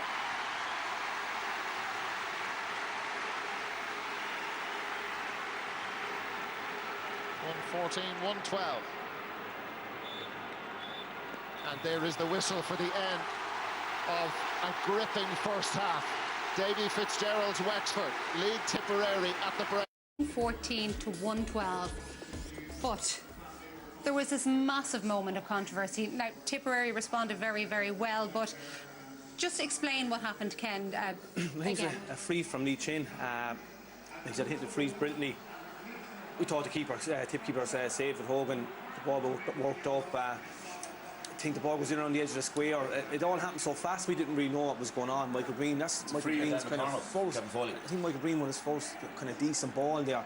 And we saw just before that, Joanne, Bubbles winning on the edge of the square, and he wanted high balls in on Sean Murphy. He had a bit of dominance over him here, and the ball breaks here. I think he's a great flick onto John McGrath. Brilliant flick and a great finish. But that was only half the story. Yeah, absolutely. If you want to work what happened, like, Sean Clear gave the free in, rightly so. Kevin Foley kind of, you know, around Dan McCormack's neck. Somewhere in between that time and when Bubbles flicked on the ball to John McGrath, someone said in his ear the ball has gone over the bar. Hawkeye's kind of, you know, not just calling for points on the posts, but it's also over the bar. So he called it back for Hawkeye. Now, it incensed the Tipperary crowd in the stadium, and it incensed it. Was his handbag? We can't tell from this, but Hawkeye's obviously bang on though. We have to, you know what I mean? Hawkeye's Hawkeye, but it's the length of time, Joanne, would be my... The length of time is 32 seconds. Right. Okay, that's a long time in a game. Well, it is, but we were talking to Brendan Cummins. He's been out there for Hawkeye, and he says on average it takes about 30 seconds. So it is actually the normal amount of time. Yesterday we heard people saying there should be video technology so that the sideline can't happen. What happened at the end of yesterday's game? Now, are you giving out about the fact that Hawkeye has been using technology? No, not giving out about it at all, because Hawkeye's bang on. It's 100%. We know that. I would have thought the average was 15 seconds now. Not maybe Brendan would know, but I've asked the referee about that before. It varies from Thurles to Croke Park, obviously. We know that, but no, it's just the way it happened, Joanne. It's freaky for us, like, to see something like that. I never seen that before, and I remember. I think the crowd got more kind of incensed because they didn't know what actually happened. They thought it was a free out from a foul up here. That happened to us in 2006, and Donald Cusick stopped the free from me going over the bar. I'd love Hawkeye back then. We'd been on final. So look, that's the way it is. Hawkeye is in the game and it's being used. It just we didn't know. So you've no objection to the... I suppose looking back on it, you can't have any objection that... I thought it was just a bit quicker, but if you're saying 32 seconds is the average, I'll take your word for it. Okay, well, it's Brendan Cummins' word. So yeah. Let's have a look at the Seamus Callanan goal, because this was another golden moment from this man. A brilliant touch, and as we said before the game, we knew that goal threat was going to be there with Callanan, and Niall O'Mara is posing loads of problems over on that side of the field. You know, he's got Simon Dunn, who under massive pressure, and I feel he got past him a little bit too easily. And look, at first time strike in the back of the net, you know, didn't leave Mark Fannin any chance, but Niall O'Mara is causing havoc at that side. He's taken on Simon Donoghue every time, and Callanan knows that he doesn't probably have the chance to pick it up and just strikes it beautifully, and he's continuing his record, a goal a game. 34th championship goal. Yeah. Now he's gone into all-time third, I think, behind DJ, and obviously Nicky record will never be caught on 59 goals. Oh, it's behind Eddie Kerr, actually. Oh, sorry, Eddie Kerr. He's got ahead of DJ. Sorry, Eddie. The ball hopped up lovely from there, and there was some connection, but it hopped up perfectly, just a few off the ground. Incredible finish. It wasn't the only one, though. We'll be looking at Conor McDonald's goal next. Croke Park. That goal from McDonald, actually, does it show two particular aspects to do with both of the teams playing today? I think so, Joanne, because, you know, Wexford, as we said, have gone so kind of pliable now in their play. You know, Sean Murphy has been attacking all the time, and you can see, you know, it's Paul Morris finds him here, and, you know, he gets the head up and spots Conor McDonald. Now, they deserved the goal on the over. They had great chances for him. Brian Hogan has done brilliantly, in fairness, in goal. But we just see it from the other side. I saw Seamus Callanan giving a clear signal to Bubbles to track Sean Murphy, because he's going forward at will. And we can pick up Bubbles here now, and he just gives him that bit of space. He's sauntering. Murphy is onto it, and like Bubbles doesn't want to be really right corner back. It's not really a great effort at a block down, and he plays a perfect ball across the balls in the net. And I just think, I saw Seamus Callanan saying, track him. And, you know, he tracked him, but only half tracked him, if you know what I mean. And this happened immediately after. And directly from this, John McGrath got inside the Wexford defence, and, you know, he had one thing on his mind, and that was going for goal. And he probably hit it probably a bit directly at Mark Fannin. It was a good save and it went out for a 65. But again, the fine margins of goal chances, and really both teams are threatening it at either end. Very similar to the chance Reedy got last night, I suppose, but it didn't probably strike it. No, he didn't strike it cleanly. Yeah, it's still a good save. Yeah. It's just important. And you noticed Wexford system, their famed system, times when it worked and times when it didn't work. Yeah, look, they're driving forward in droves. I think 9 different Wexford players scored. It's some feat for a first half. And they're moving forward the whole time, and 1-2, and there's Kevin Foley, he's up on a 65. He took the ball away from Mark Fannin a second ago there, and there he is getting a score. As I said, he plays as an offensive sweeper, which is great, and it offers him so much more as a team going forward. And Dee O'Keefe here, again, we highlighted before the game. Now, he have oceans of space. I don't know how he's getting that at times. I think he got 2 points in play. Yeah. He's involved in a lot. But I don't know who's picking him up. He has to be picked up. It was obvious what Dee was going to do before the game. That's the way he plays. He runs in mad little pockets, but he finds space the whole time. But 9 different scores in one half of Hurling, it's fair going. But even the last puck out, Dee O'Keefe all on his own in front of the Hogan stand there right on the touchline. So someone has to take responsibility. It's too dangerous. See, that can happen at times when you're too preoccupied with different ways or who's on who. You end up losing players. It happened in the Limerick-Kelly game last night. For the goal for Shane Downing's goal, he was lost in general play, and he was on his own, So. Yeah. We did wonder about matchups before. Matthew Hanlon spent most of his time in corner back there. Yeah, and I suppose we're more accustomed to seeing him in the half-back line, and he's really been dominating it there in the last few games, centre-back, wing-back. But he's comfortable in the full-back line too, but it was probably, Davy and his matchups, and that's something that, you see Sean Murphy is tracking Bubbles, you see Matthews in on Jason Ford. It's just intriguing to see all the battles. Brendan Maher is picking up Rory O'Connor. It's all over the field, and it's each player trying to, get an inch on the other on the other side. But the one important thing, Liam Ryan, he got a great point, but his primary purpose is to defend too, and you have to be careful of that too, keeping it tight at the back. Callanan got a great point along the sideline at the end again. It's all well and good going up the field, getting the scores, but we need him back in the backs too. Massively important scores. 3 points that Tip got in a row, got him back into the game, got the crowd back on him as well. It was very important. Funny enough, that's the key thing, I think. I thought Wexford were comfortably the better team in the first half overall, created more economic with their possessions, the shots and all that. But since the Hawkeye decision, the Tip crowd, they're outnumbered. As you said, it nearly they've got up behind them, and you can sense the sideline even have lifted, and all the players. There's a bit of more, and I'd say that dressing was fairly hot in there, Joy. And yet Wexford, though, did finish strongly as well, because they responded to that charge from Tip. We saw Lee Chin knock the free over at the end. Yeah, look, both teams have turned up, and we were worried about Wexford maybe with the 4 weeks of being Leinster champions. How would they handle that pressure? And they started very well and got 3 points on the board. It's a very good game. The physicality in both games the weekend again. I said last year's semi-finals were unbelievably high scoring. These games are so tough and so tight.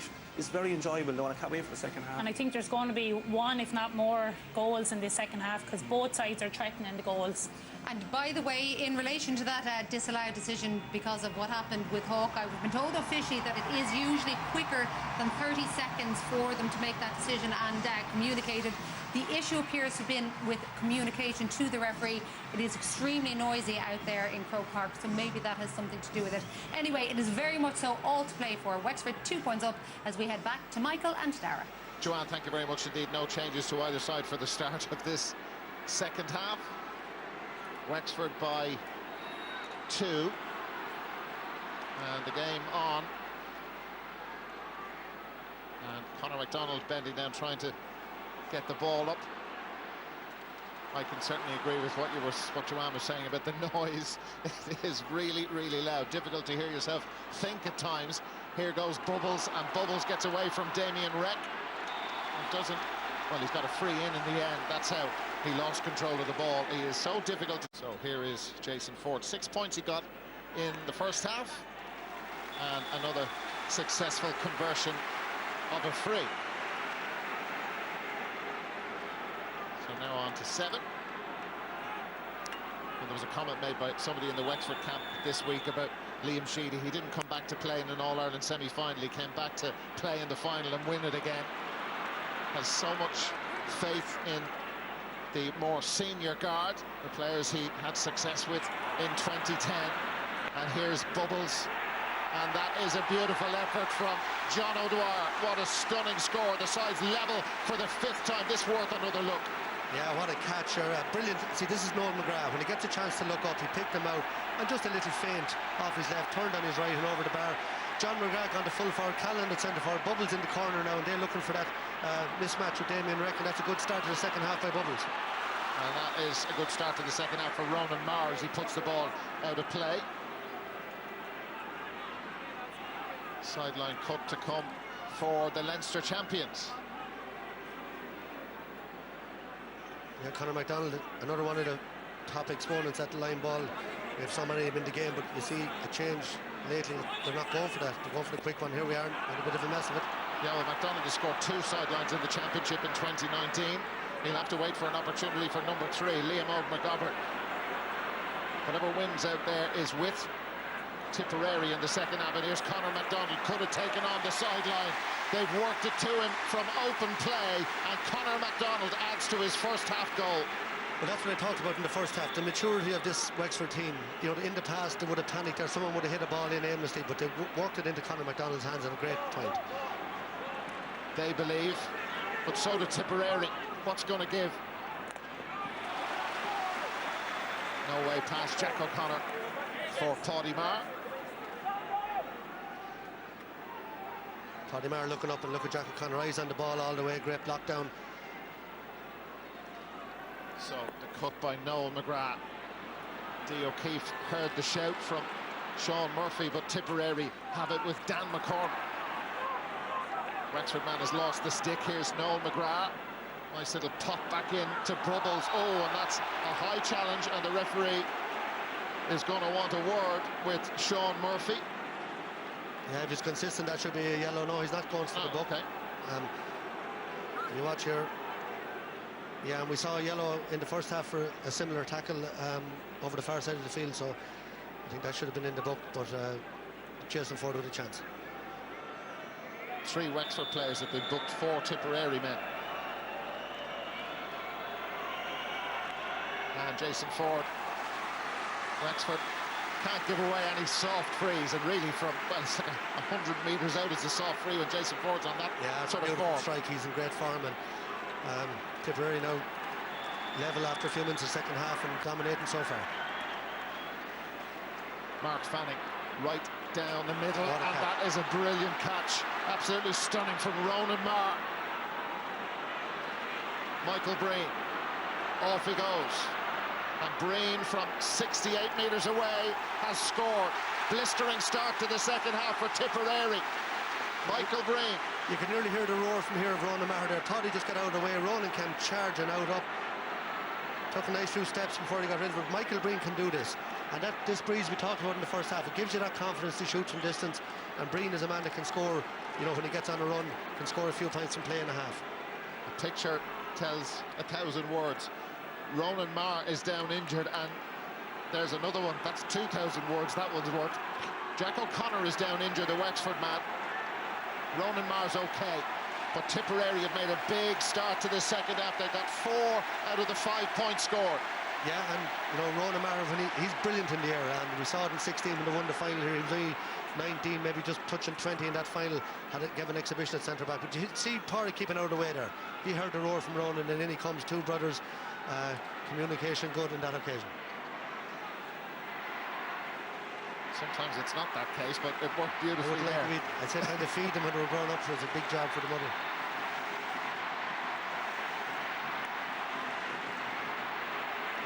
Liam McGovern of Wexford. There was a slip by Seamus Callan, and McGovern just gets rid of it. And it's come out to Paul Morris of Wexford. He has to go back to Jack O'Connor. He's recovered from his injury. O'Connor took that on very quickly and had a little bit more time than he imagined, but it's wide. 4 wides for Wexford. Yeah, that's a bad wide. You know, good maturity again by Wexford there. Taking the short puck out, they'd lost the previous long one, worked it up the field, and Paul Morris fed a lovely ball to Jack. He should have stuck it over. Tipperary leading by a point. Liam McGovern, second possession in the space of about 60 seconds. He can go left or right or keep going straight ahead. He's going straight ahead, but flicks the ball out towards Jack O'Connor. Now Conor McDonald, he's surrounded by Tipperary defenders. Hasn't got the ball anymore, and Ronan Marr coming up trumps again. He's having a stormer. Pordy Marr lost control of the ball. Lee Chin got on the end of it. Now it's Rory O'Connor. Paul Morris. Just inside the Tipperary 65-metre line. Paul Morris wide. No need for technology there. Yeah, and a little bit of anxiousness creeping in very early in the second half. You know, Paddy Maher dropping that ball. Paul Morris, Jack O'Connor with 2. Hogan, Wind assisting. Bubbles puts the left hand up after it. Kevin Foley doing his stuff. Here's Dee O'Keefe. Paul Morris into the corner. He just about keeps it in play. Lovely stick work from Paul Morris. Now Conor McDonald is waiting inside. Morris may take it on himself. Morris just got under that, but it's a lovely finish from Paul Morris. Beautiful ball forward by Dee O'Keefe. Foley started it, 1:16 each. Well, look at his little flick here. Look at his confidence. This man is full of skill. Great ball by Dee O'Keefe, as you say, and then come back out. Just after missing one off, he tried. Look at the way he curled that in. He drew it in around over the crossbar.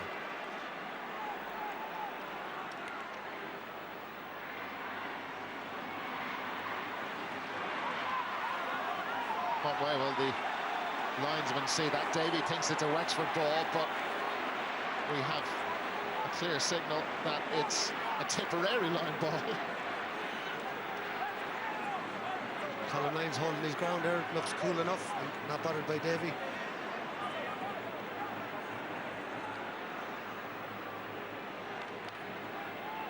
Now, I wonder, Jason Ford.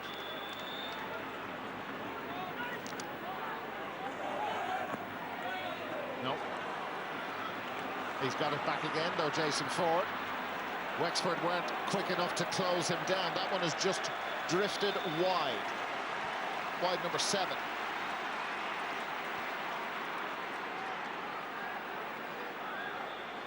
Niall O'Mara's down, the ball hit him right smack there. Ireland finally are going to be out of the championship. Lee Chin hasn't been as prominent for Wexford at the start of the second half. He's doing a lot of work off the ball. But Tipperary starting to drive. Barry Heffernan got them going.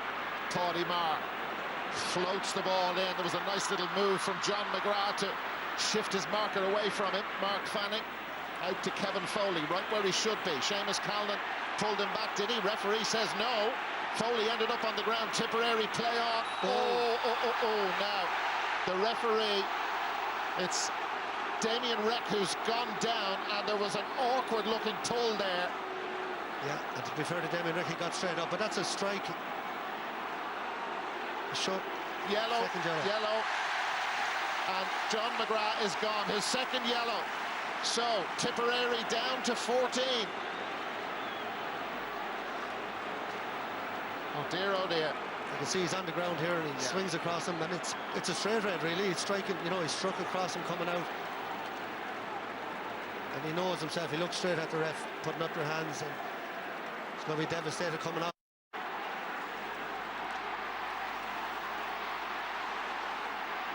Tip and a man sent off in the league game as well. As Wexford attack, is there a penalty in there? There was a really tricky looking challenge on one of the Wexford players. He seemed to be upended. The referee had a perfect view of it. Clears the ball forward, and Liam Ryan surges out. He left Bubbles, who he was marking. Now it's Rory O'Connor. Wexford with numerical advantage, and Rory O'Connor loves this. It's gone between the posts. Big swing of momentum towards Wexford. Absolutely, and a great ball up by Liam Ryan, and Rory O'Connor just effortlessly. But here's the ball. I think Conor McDonald was inside. He wins the ball. It's a penalty with Ronan Marr. Very like the incident last night where the penalty was given.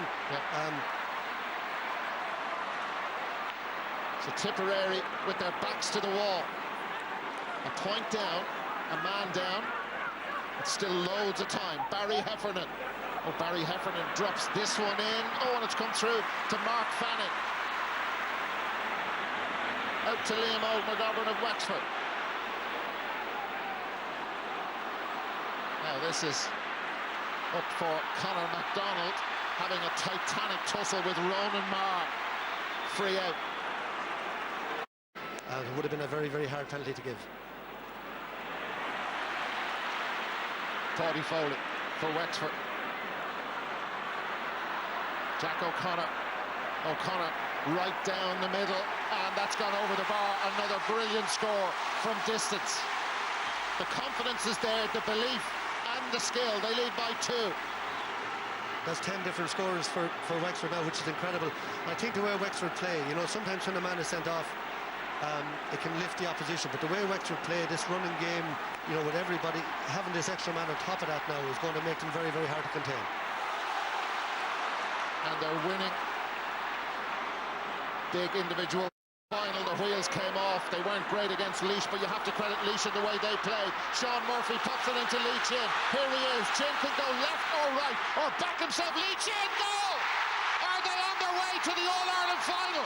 Lee Chin, 218 to 116. Their lead grows. There's an awful long way to go. This is huge. And straight up the middle he went. He looked left, he looked right. A low ball of a daisy cutter off the ground, took the bounce. Brian Hogan might be a little bit disappointed, but it's low and very, very hard to save in under his hurl.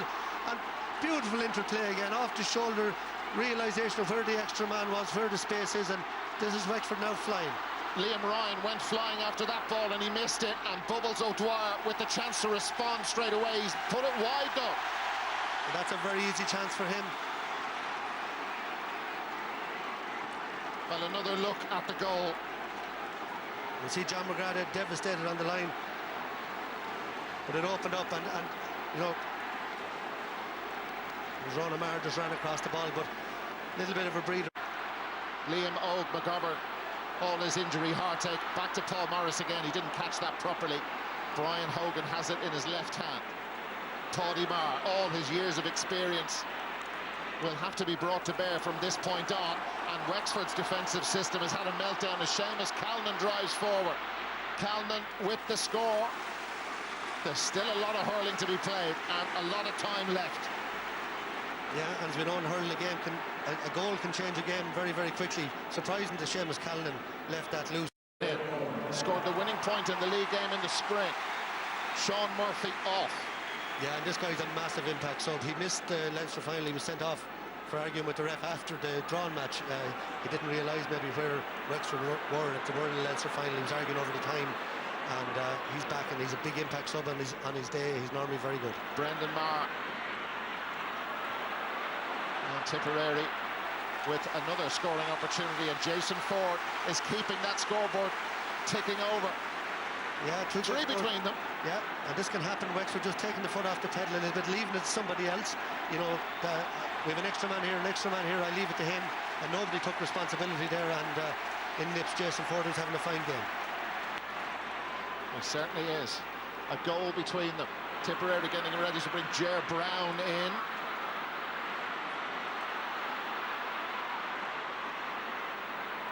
Aidan Nolan getting stuck in straight away. Here's Lee Chin. Chin brilliantly blocked down. That was Noel McGrath with the block. Chin recycles it back. Damien Reck from way out the field, and well, that one's wide. Yeah, and that's, you know, one of the few, you know, silly wides that Wexford have. I think their discipline in possession has been absolutely brilliant today. The way that maybe I'll take a half shot, no I won't, I'll look up, I'll give it the hand pass to somebody else and wait till the score is on, and that's a bad wide. Ronan Marr switching it over towards the far side. Niall O'Shea was in there. That is Willie Connors, and this is Bubbles O'Dwyer, and that's a point. And this is massively impressive by Tipperary. They looked in big trouble. They were 5 down, and Willie Connors, he's full of running, he's a strong man, picks out Bubbles, and I think Sean Murphy now down with a bit of cramp, and we're still a long way to go. And that's a great response by Tipperary. But that's 3 points in a row. Three without reply. Callan, Ford and Bubbles. Yeah. Plenty of steps. Yeah, from Aidan Nolan. Well, after the Lee Chin goal with John McGrath seeing the line after 2 yellow cards, there was a big momentum shift towards the Leinster champions. There's Ger Brown, and it's Michael Breen who's gone off. Brown is in wearing 17. He was captain of the 21 team last year, the one-day Ireland, and had a very good game against Leisure, scored a couple of very good points, and interesting to see now what impact he can make. Well, in Tipperary, they haven't seen a huge scoring impact from their substitutes in their championship game. Something like 4 points have come from the bench. But today is the day to change that from a Tipperary perspective, and they have done pretty much everything right since John McGrath saw the line and since the Lee Chin goal. 2 points between them, as it was at half-time. Rory O'Connor trying to get through a gap that wasn't really there. Here is Brendan Maher. Speaking of experience, speaking of class, quality, ditto with Bubbles off the left side. That's a big ball forward, and the referee's going to give a free in. It's a Tipperary free. A foul on Jason Ford by Matthew O'Hanlon. Yeah, and I don't think we would have seen that free given earlier. I think this is what happens sometimes. Subconsciously, the ref sends off a man. He was right to send him off, but you give a few frees, and I think that was very soft compared to what wasn't given earlier. Tipperary looking to get that one. Those 3 unanswered points, all from play. I'd advise Wexford to get a few more back in the line here, because this man can blast one. He'll probably stick it over in the circumstances. Or will he put the seed of doubt in Mark Fanning's mind for later and others, but that has gone over the bar. So we're down to the bare minimum. And that's massively impressive by Tipperary. And, you know, we've seen it so many times. I thought it wouldn't suit Tip today because I thought Wexford the way to run it, but Wexford have gone right back into their shell since they got the extra man, and Tipperary have kicked on and seem to be getting loads more time on the ball now. And I think it's totally down to players not taking responsibility and not knowing their job. Now, Dee O'Keefe is in bother at the moment. Noel McGrath's not happy with him. Mark Keogh, by the way, has come on for Tipperary, replacing Niall O'Mara. So why is Dee O'Keefe down? Just a point between them. This is it. Yeah, you got Barry Heffernan. You got a punch in the stomach there from Barry Heffernan, who's on a yellow card. Yeah, if the ref saw that, you know, it's another yellow. It doesn't appear that he did. He didn't see it, and Barry Heffernan lucky. Well, Colin Lyons has just got to run in to, or is he, to communicate with Sean Clear? Well, no, the sideline official was going to go in. Yeah, the fourth official was going to go in, but he's decided not to. I don't think it's within his remit, and so Joe O'Connor was nearly on the end of that. Number 20 for Wexford, the substitute. Here come Tipperary, Noel McGrath, and now Barry Heffernan. Heffernan was involved in that incident with Dee O'Keefe. They're in around the back. This is huge, and it's gone over for a point. Should it have been a goal? There was a free man in there. It was Ger Brown. Absolutely flying down the middle. What a piece of play. Heffernan, great offload to Ger Brown, and a little bit more experience. He should have stuck it in the net, and as I said earlier, what a response by Tipperary. There was a man inside, but I think his momentum, he had to hit it on the run, and really should have kept it low. Great goal chance there. Where are we heading with this? Because the sides have been level 8 times. It swings one way, then the other. Jack O'Connor, really strong left hand, dispossessed though. Here's Brendan Maher, spins away from the challenges. Wexford not happy with it. It feels totally... It's going to stop this momentum that Tipperary have. And Jason Ford can put Tipperary in front. Ford, no, it didn't work out for him. That's a bit of a let-off for Wexford. Here's Matthew O'Hanlon. Speaking of leaders in their team, well, he is very definitely one of them. Another one is Lee Chin. That ball has gone over his head. Paul Morris there. The Leinster champions look to be in the box seat after the 49th minute when Lee Chin's goal against 14-man Tipperary. It seemed to swing it their way. And Tipperary have got the last 5 points without reply. And that's a free into Wexford. That's a clear hand in the back by Cathal Barrett. I think Tipperary have got away with 2 or 3 fouls since the sending off, and that's a clear foul to me. And I thought the linesman had indicated a Wexford ball. Everything going with Tip at the moment. Seamus Calman couldn't make contact with that. Liam Ryan is across for Wexford. 10 minutes since Wexford last scored, and this is risky for Mark Fanning. No bother to him.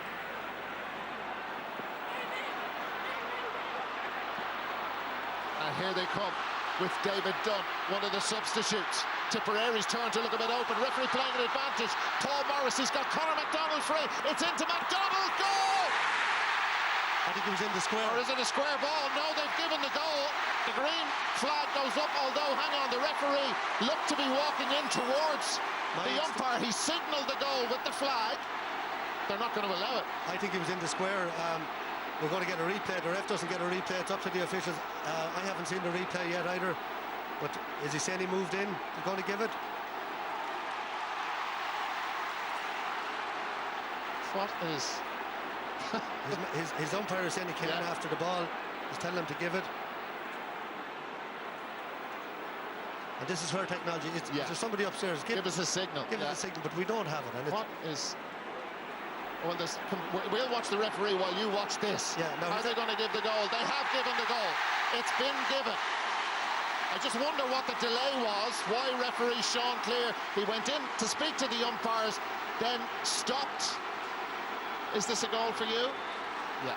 When he struck the ball, he was outside the square, but he stepped in, but it looked fine. I think he was conscious of the square, and it happens in real time. And that's surely massive now for the game in the overall context. Another twist. Conor McDonald's goal. We've got 9 minutes left.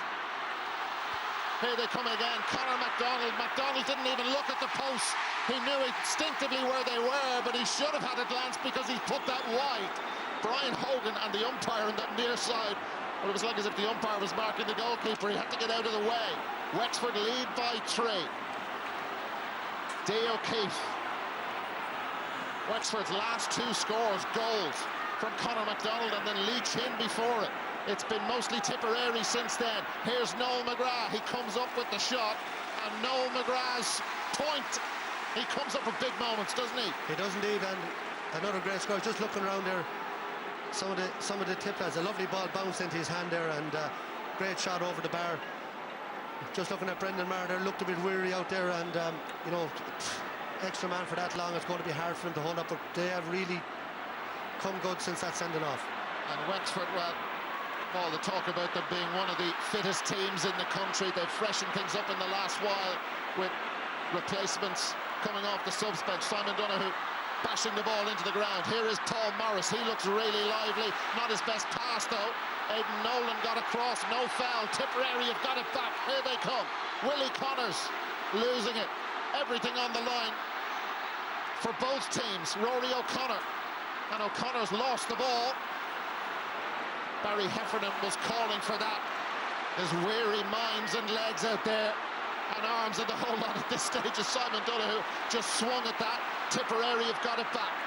Bubbles O'Dwyer off his left side. He puts the right hand in the air because it sailed wide. He thought it was over. He was convinced it was over. 9 wide. And what a passage of play. We saw some heavy tackles going in. Great work rate by both sides. Breaks out to Bubbles. He allowed for the wind. He thought it'd curl it in. Yeah. That light sitter, sometimes when you hit it well, it doesn't budge, and it stayed right outside the post. Mark Fanning again, belting it long. Conor McDonald will compete in the air, just one-on-one with Ronan Maher, who has gone in at full-back. Maher up towards Noel McGrath. He had too much time, and Wexford gave him too much time, and Noel McGrath comes up with another huge moment and another huge score, one between them. Well, there'll be no one more disappointed than Noel McGrath that his brother has gone off the field, but what a reaction by him. He has been absolutely brilliant. That's 4 from play. Here's the goal again. Here's the ball hit now. Just watch. There's the edge of the square. He's in the square before the ball. Yeah. He wasn't in the square when Paul Morris hit it, but he was in my first instinct was he was in the square before the ball, and that seems to back it up. And but the umpire on the goal side was very adamant that he wasn't, and the referee obviously not able to see that and make that call. So another big call by the officials. Well, we had that chat yesterday, sure, with Kevin McStay on RT Radio 1 about using technology amongst other things. He was talking about it in relation to Gaelic football. Well, I think after this weekend there'll be the phantom goal last year with Austin Gleeson, and you know there's too many of them going on now, and with the pace of the game, very hard for the officials. I thought you were going to do the Star Wars thing with the Phantom Menace, but that seems like a long time ago. Nothing about Star Wars. We're in the middle and coming towards the end of a gripping encounter as Mark Keogh belts it from way out the field. 9 times level. That is a stunning score from Mark Keogh. The impact off the bench is there. This has been epic by both teams. What a game of hurling. Wexford looked twice that they had the game won. 5 up with the sending off. Back come Tipperary, get another goal. Looked like Tipper gone, and Tip come back again. And what a finish we're in for now. Alan Flynn is on for Barry Heffernan. Heffernan, remember, had that yellow card. They can't afford to lose another player. Tipperary. John McGrath sent off. It seemed to be Wexford's day not long after when Lee Chin got his goal. But Tipperary have shown their class, their experience, their quality, their skill to get back on level terms. It seemed to be Wexford's to win, but now it's Seamus Callan for Tipperary. The goal-scoring maestro hopped off Paddy Foley. Callan's gone down injured. He seems to be hurt. It's a free out to Wexford. Inside the last 5 minutes, you cannot take your eyes off this. Oh, what a hit here. Paddy Foley, shoulder to shoulder, nothing wrong with it. Great hit. And you know, in the context of it again, you just watch it here. Have Seamus Callan down over the ball, and out comes Paddy Foley. Callan turns into him, shoulder to shoulder, nothing wrong with that. But I think then Simon Dunn got a soft enough free, you know, in the context of the game. And, you know, as I said a few times, difficult on the referee, but this is a big one now. Mark Fanning, it's into the breeze, but he's a big, big striker of the ball. Who will it be for Brian Cody's team in the final in 3 weeks' time? Wexford's last 2 scores, both goals. One in the 49th minute, and the other one, what was it, 61 minutes. Fanning with the strike, and we don't need to go to Hawkeye there. Brian Hogan with another big catch for Tipperary. Liam McGovern of Wexford just didn't get hold of the pass there, but it's broken down. Tipperary trying to be too fancy. Lee Chin will go for the jugular. What a brilliant piece of skill. Was it Cathal Barrett who got the hurl in somehow to take it away from Lee Chin? 14-man Tipperary come again. Alan Flynn, the substitute, snatched at that a bit. Still could be very dangerous, so it's come through to Wexford's Mark Fanning. And that is going to be a free out. The wrong man got it, Alan Flynn. What defending there by Tipperary. Lee Chin went through the gap. Paddy Maher coming back here. Cathal Barrett came across, got the flick to it. Brilliant play. And it's going to come down now to somebody making a mistake. Here's Jake Morris coming as well. Tipperary using their bench fully today. We talked about in here, coming out with the ball, and Callan coming in a high one again, that arm up. You know, the GA brought out a very clear guideline this year. High tackles were red cards, and I've after seen 5 or 6 or 7 of them over the last 3 or 4 matches, and some are yellow, some aren't yellows. No one's getting a red for it, and either make it a yellow or make it not, but don't say it's a red and it's not being implemented. Mark Fanning launches it forward. Lee Chin couldn't hang on to it. It's like Conor McDonald, somehow he was dispossessed. Paddy Maher, the great man from Thurles Sarsfields, but he's playing a lot of hurling with it in a dangerous area. But sure, why not when you can do that? He hops off Paul Morris, and he's held onto it too long. It's a free in. A gift for Wexford coming up. Paddy Maher did this in the first half. We know it's kind of his trademark. I'll back myself and play out, but get rid of the ball. I don't think he overcarried that. He lost it, he got it back up in his hand. He was trying to play out on all the time. He hand passed it out, and I think that's a massive call by the referee so late in such a tight game. So even Lee Chin needs a bit of a breather.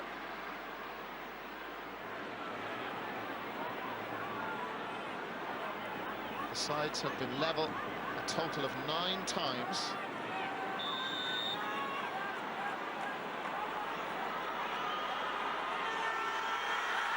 And Wexford edge in front.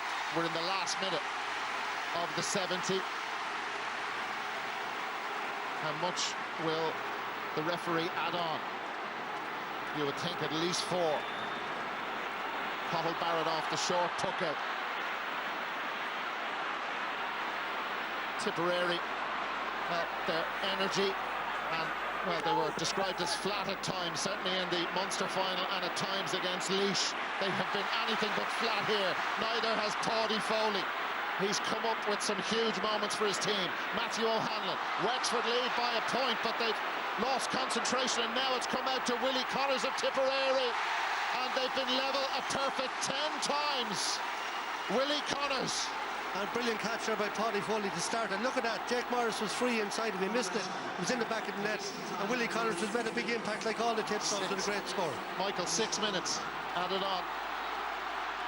That's an eternity in a match like this. Jason Ford with the ball in. Fanning thought about coming out for it. Tipperary man down, and here's a goal chance. Goal for Tipperary. It's Jake Morris. No, the referee's giving the penalty. He's given the penalty. Goal will not stand. We're going to go back for the penalty. Liam Sheedy is livid. Jason Ford, I would imagine, will take the penalty. He scored one and missed one in 2019. The ball was in the back of the net. The referee's role into question again. We're going to have a tip penalty. Yeah, silly by Liam Ryan, arm around the shoulder, but we have an advantage rule for a reason. You know, give it a few seconds, see what develops. The referee had blown the whistle. He can't do anything about that now. There's so many talking points out of this game. I'm dizzy at the moment with it, but it's... And will it be Callan now, or it's just a free? It's just a free. Well, the referee, as you look at this again, the referee, after the ball went into the back of the net, he put his arms out by his side to signal penalty. Yeah, he signaled the penalty. Now he's gone in. Is he gone in to check?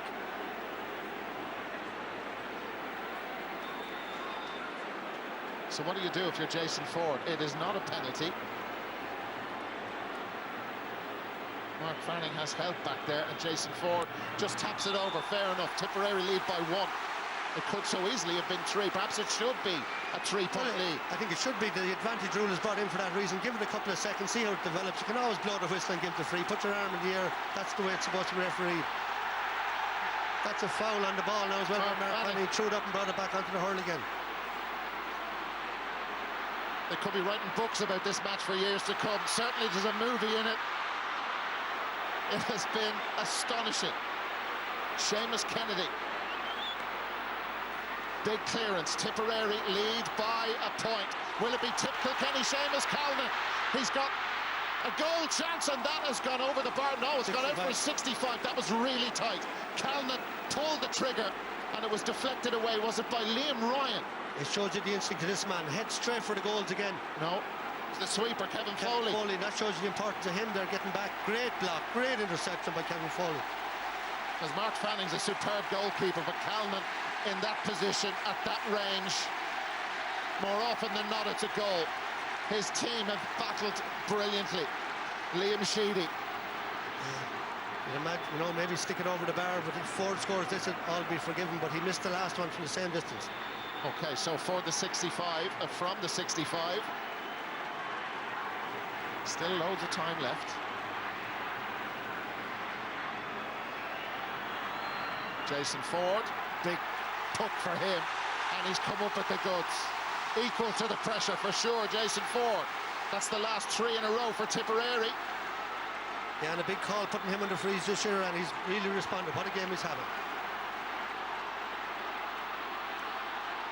Tipperary by 2. Wexford need a goal. Liam McGovern trying to get in around the back to get it, but Carl Barrett is there. Barrett has given it to Lee Chin. It's very congested there, and a free in. It'll be a Wexford free, and Wexford will want to take it pretty quickly. Yeah, and that's what Barrett brings to that full back line. Brilliant sweeping first of all, but he tried to burst out with it. Maybe if he turned back and just a little hand pass to Brian Hogan, there was a better option, because Wexford have defended that brilliantly, but the tip forwards are trying to run out through them. Tipperary have really come good in the last 10 minutes. 6 out of the last 7 points they've scored. This will be 6 out of 8, and the 2 Wexford points, this is the second of them, both Lee Chin frees. So a point between them.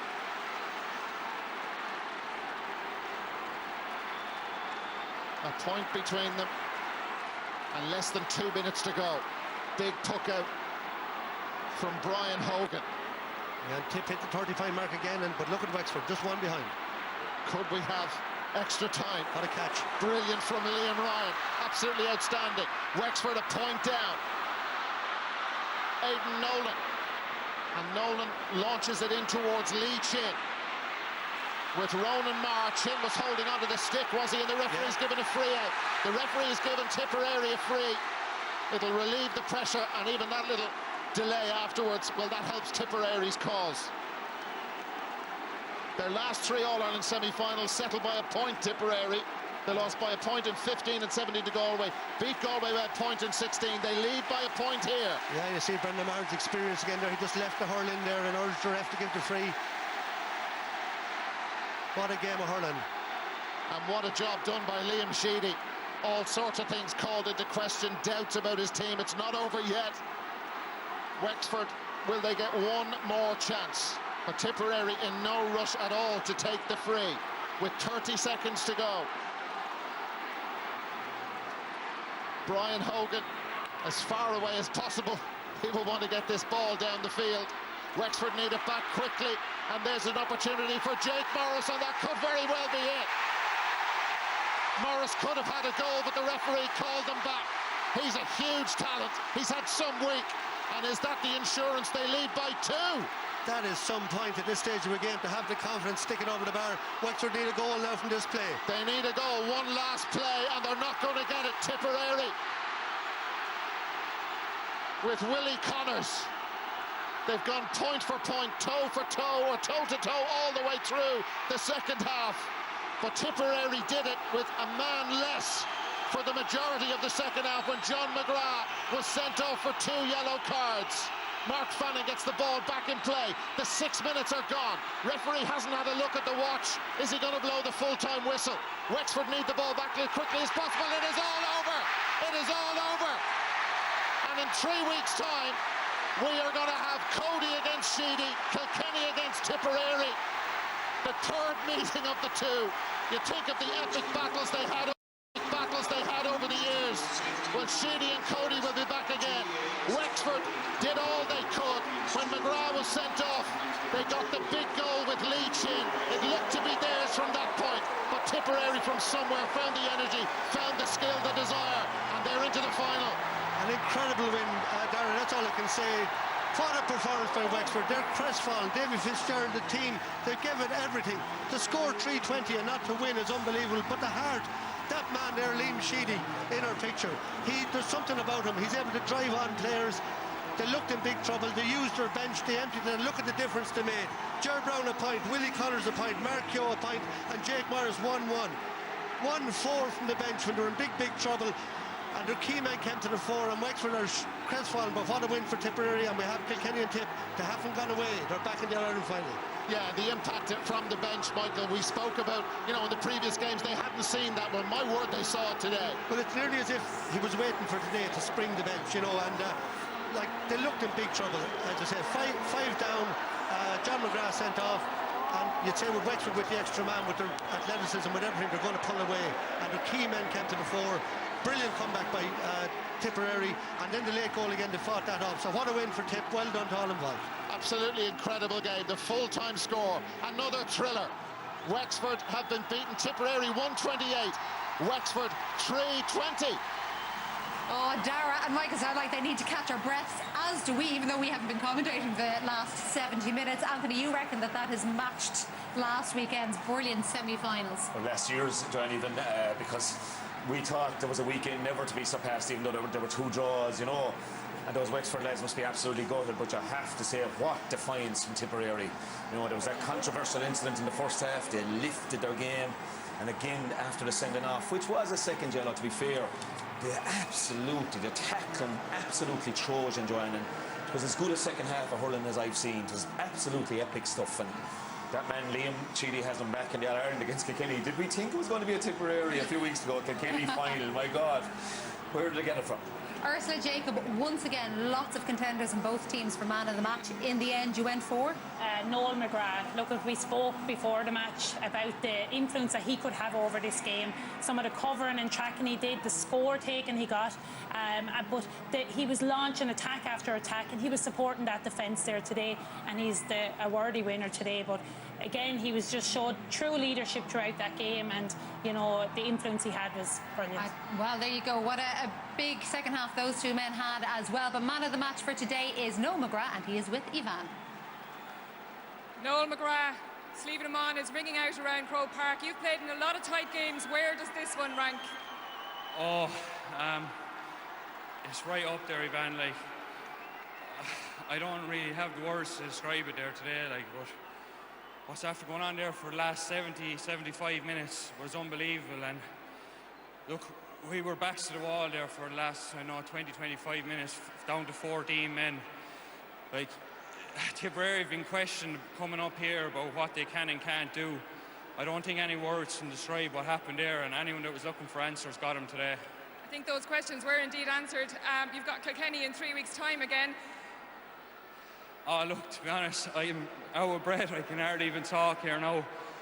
We'll regroup, we'll refresh, we'll relax tonight, enjoy ourselves. We'll get up tomorrow morning and we'll think what's going to come in 3 weeks' time. But look at this here today. Like, this is why you train, this is why you play. Like, that was some occasion here today, and to be part of it was unbelievable, and to be coming out on the right side of it is even better. Well, you're hugely influential, Noel McGrath, and you are the Bord Gáis Energy Man of the Match today. Catherine O'Kelly, the Managing Director of Bord Gáis Energy, is here to present you with your awards. Noel.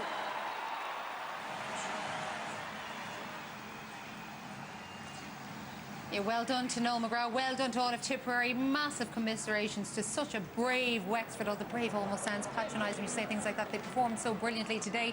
You, Ken McGrath, said that it's one of the best second halves you've ever seen. Yeah, 100%. I suppose to be up here and to physically see it, I thought it was unbelievable. Yeah. That second half had everything. Like, you'd be a joy to say you're actually a hurling person watching that, That 35 minutes went in a blink of an eye. And the effort from both teams, but especially Tippy, the man down, and produce that performance. Wexford did show up, and I said, what can you say? Look, I lost 7 other in the semi-finals. It's a horrible place to be. We won 1, played an 8. It's absolutely horrible. It's the worst place to lose it, because you're neither here nor there. But that was an unbelievable game. You'd be proud hurling man watching that. The beautiful scenes of Liam with his family as well. You can see how much it means, I suppose, to any manager, any player, when they give so much to the game, to be able to cross that line. Absolutely, and look, people were questioning, did he stick by the old guard too long? But look, I thought the changes he made were pivotal. Like, you'd see the contribution of Jake Morris, Ger Brown, Mark Keogh. He kept the legs, and when they needed them most, when they'd 14 men, Joanne, he introduced them at the crucial times, and they brought that extra bit of energy, married with the likes of the Mars. Like, I know Paddy gave away a free near the end, but they were defiant. Ronan, Paddy, Brendan, as usual. They didn't panic. Yeah. And they showed massive resilience coming back each time when Wexford were getting the goals. Well, as Wexford kind of drowned their sorrows out in the pitch there at Croke Park, and as Tipperary continue their celebrations, we go to a quick ad break. We'll have more analysis and reaction after that. Final between Tipperary and Wexford. I'm joined by the Tipperary captain, Seamie Callan. Relieved, excited. What way do you feel?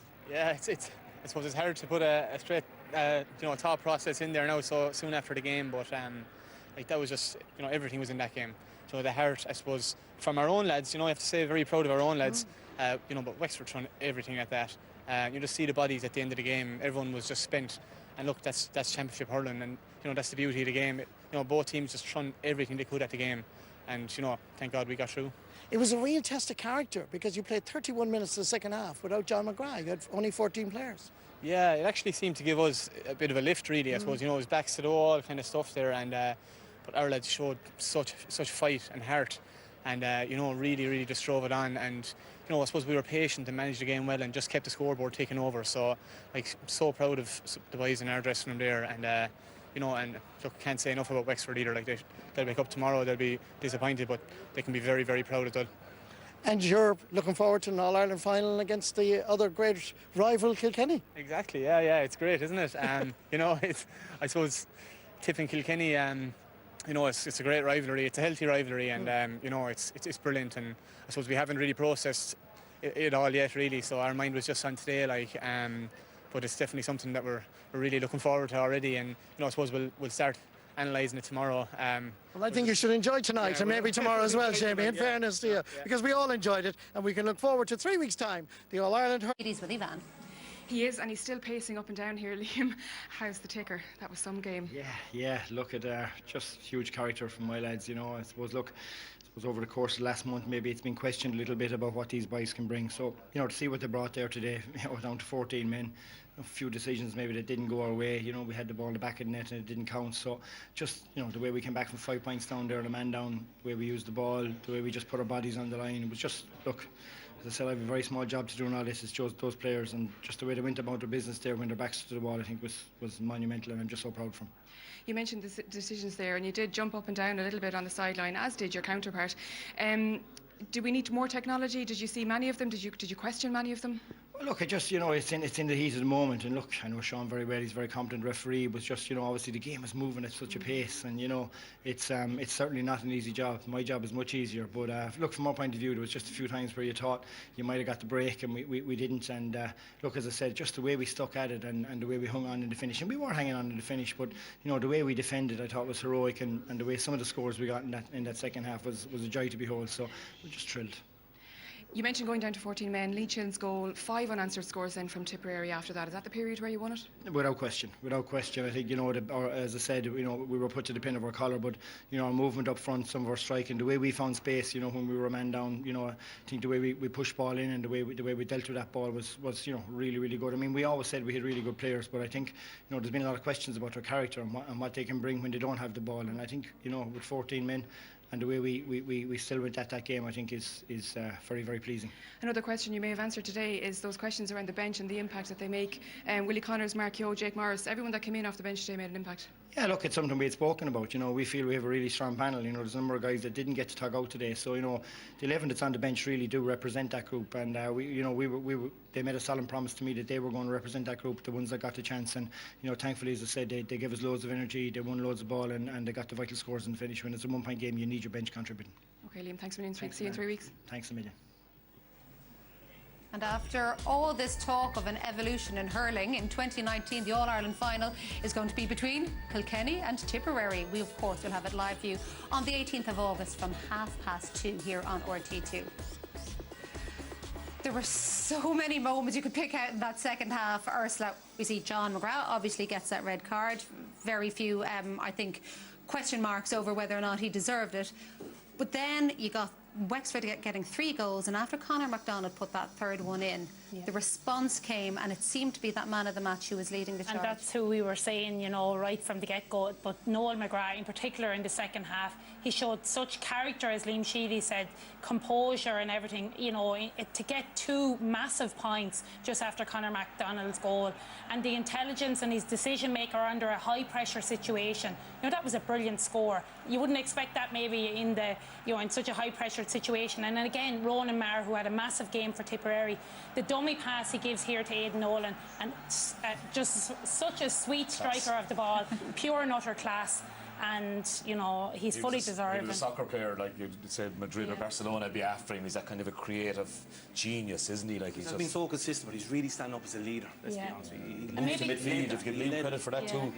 But there was one key thing that both he and Liam alluded to as well. The exact words that Noel used actually was, "We've been questioned about what we can and can't do," and Liam said something similar. What do you make of that? I suppose people were probably questioning our character after. I suppose going down tame enough against Limerick in the Munster final, that's what it was. And then I suppose weren't overly convincing against Laois, and people are saying, have they the character? But they have, them lads have. A lot of them 2 other medals in their pocket. So look, Liam is back in there, and you see him, he's driven on that sideline, and he can't wait for 3 weeks' time. I'd say the sweetest words for him there was Ivan sent him, see you in 3 weeks. He wanted to hear that early today. It is Cody versus Sheedy once again. It's all we have time for here today on All-Ireland Hurling semi-final weekend. Thank you to Ken, to Ursula and to Anthony for the time as always. Absolutely devastated. I don't think the sending off actually helped us, to tell you the truth. It allowed a bit more space on our side of the field, and I know you'll say you have an extra body, but there was a lot of space. Tipper really smart with the ball. I thought our half-forward line just went in a small bit too deep. I needed them coming back a bit more, and 1 or 2 simple things, but you know what, fair play to Tipperary. They showed tremendous courage at the end, and hats off to them, and we say well done to them. Like we've nothing else to say, but we give it 110%. You mentioned going down to... They got a small bit too much space. We weren't as tight as we were in the first half. We stood... If you stand off Tipperary any bit at all, they're going to hurt you because their forwards are deadly. And they got that bit more space. I am just disappointed that we went back a small bit too much. We pushed too many fellas. We were pushing 5 and 6 and 7 inside the 45 at times, and I was trying to get the lads to come out. But it's hard. But you know what? It could have gone anyway. And with us to reflect on it all are Derek McGrath, Brendan Cummins and Donald Cusack. And Brendan, let's start with you. I mean, you've played with several of these Tip lads. What an achievement for Tip, given they were written off a few weeks ago when they lost the Munster final. They were, yeah, certainly days coming out of the Gaelic grounds. There's not a doom and gloom inside and outside the county, but Liam Sheedy is just the ultimate motivator. I mean, when he's backed into a corner, he knows what he has in that dressing room, and he had total faith in what they want to try to do. See Tommy Dunn, Eamon O'Shea, Darrig, and all these lads rowing in behind him, and the players responded. Like when Tip went down to 14 men after 44 minutes, 10 minutes left, 3 points down, question marks all over, what's going to happen next?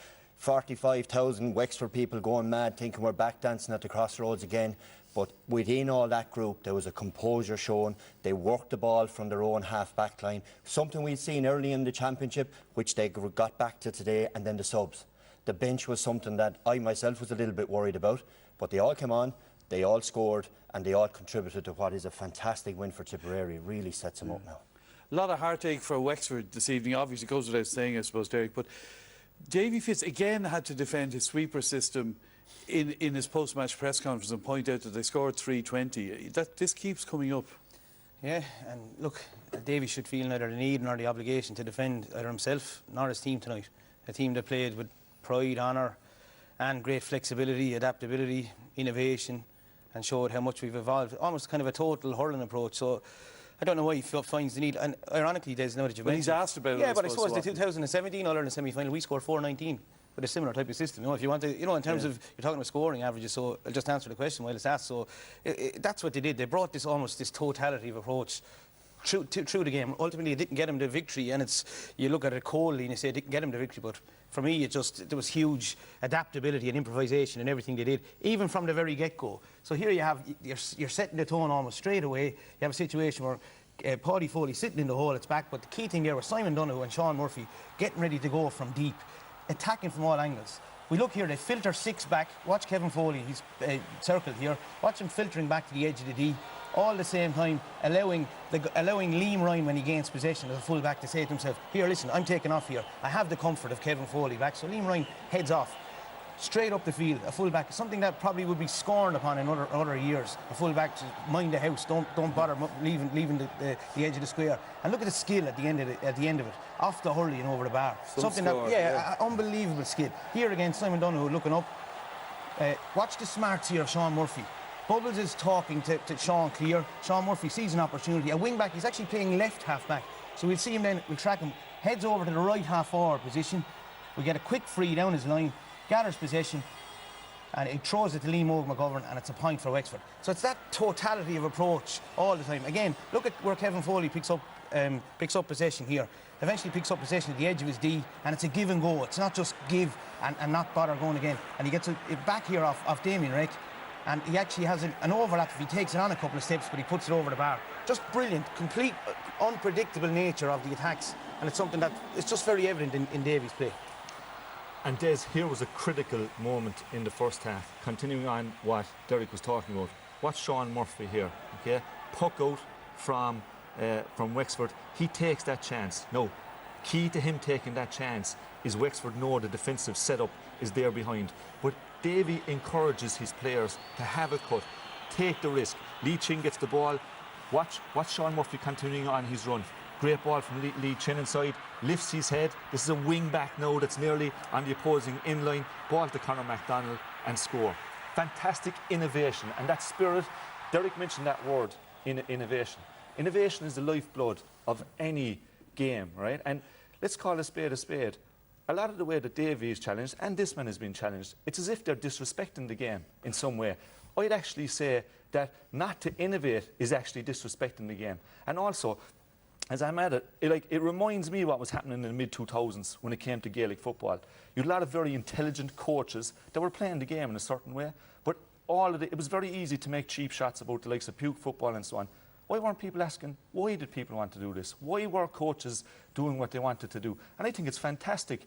Like, is there only one way that we should be playing our game of hurling? I don't think so. I don't want teams coming with one way of playing the game. I want to see teams come with different ideas, different ways of approaching it, different tactics like we saw with Wexford today.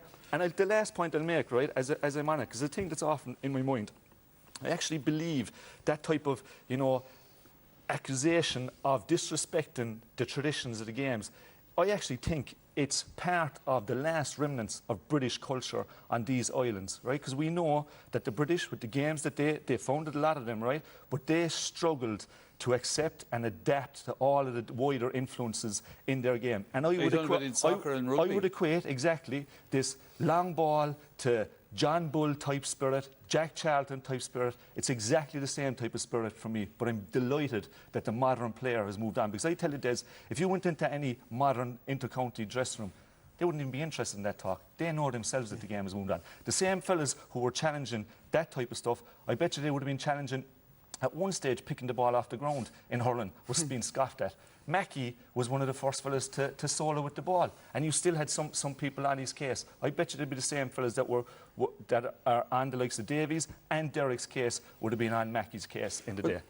Were you hurt or offended by the criticism when you played a sweeper? Well, you are, but there was often times days we played a sweeper, and I came home to watch the Sunday game, and we mightn't have played a sweeper, and what would be espoused or pontificated from these seats now that I occupy, and it looks like a public forum of self-indulgence here. But the problem is, it's the truth. This is how we feel. And I can only go on my experience with Waterford. In my experience with the players craved information. They craved instruction.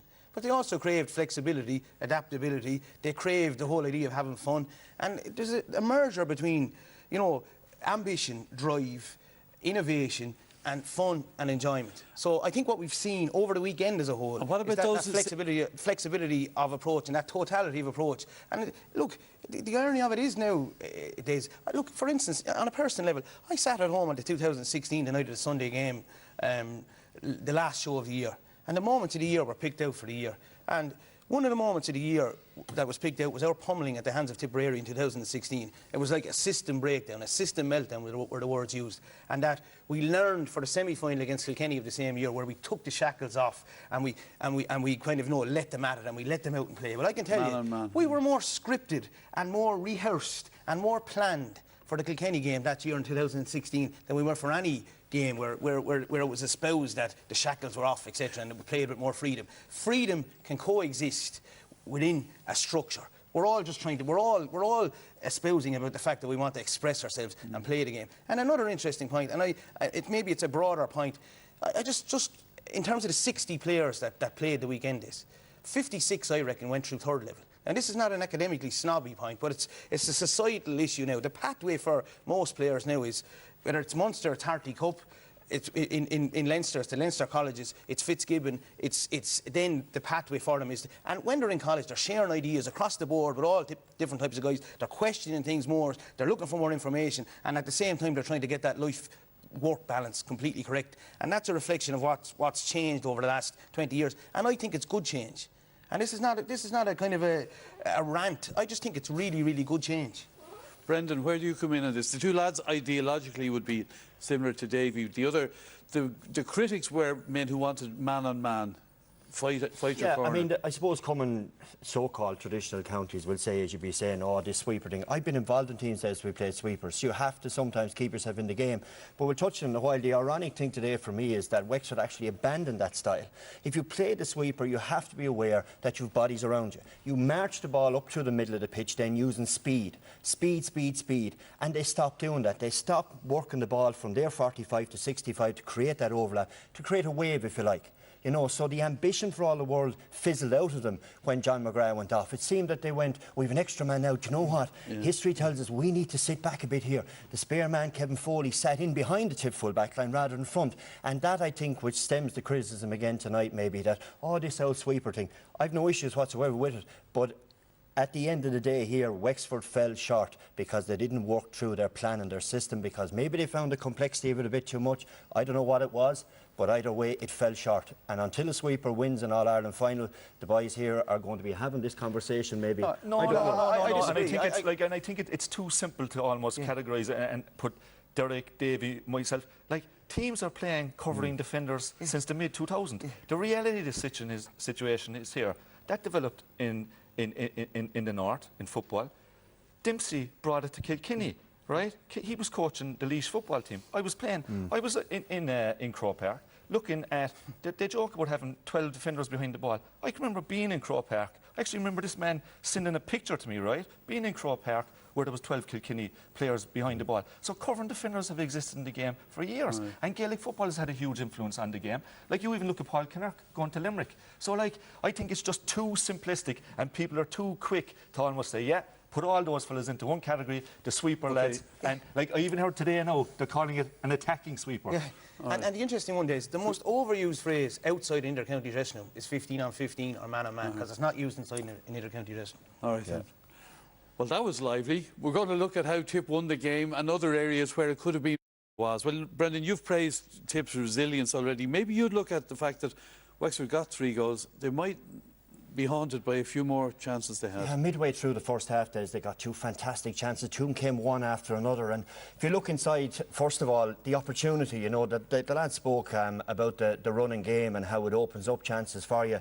Inside, there's 2 Wexford forwards, but watch as the play develops. The ball comes across, Diarmuid O'Keefe gets it, and he's soloing in. Now, if you look at Conor MacDonald here is saying, he knows it's on, and he's saying, come on, keep coming, but he blazed it over the bar. And you can see inside there, Brendan Maher is saying, look, lads, what's going on inside here? And at this stage, Tip were gone a little bit punch-drunk, and they were a little bit, say, all over the place from the deep runners. And then with another one, nearly straight away after that, the ball's put up along the line, and once they get this, they're in. The runner comes from Simon Donohoe, ironically the corner back, so they had pushed up.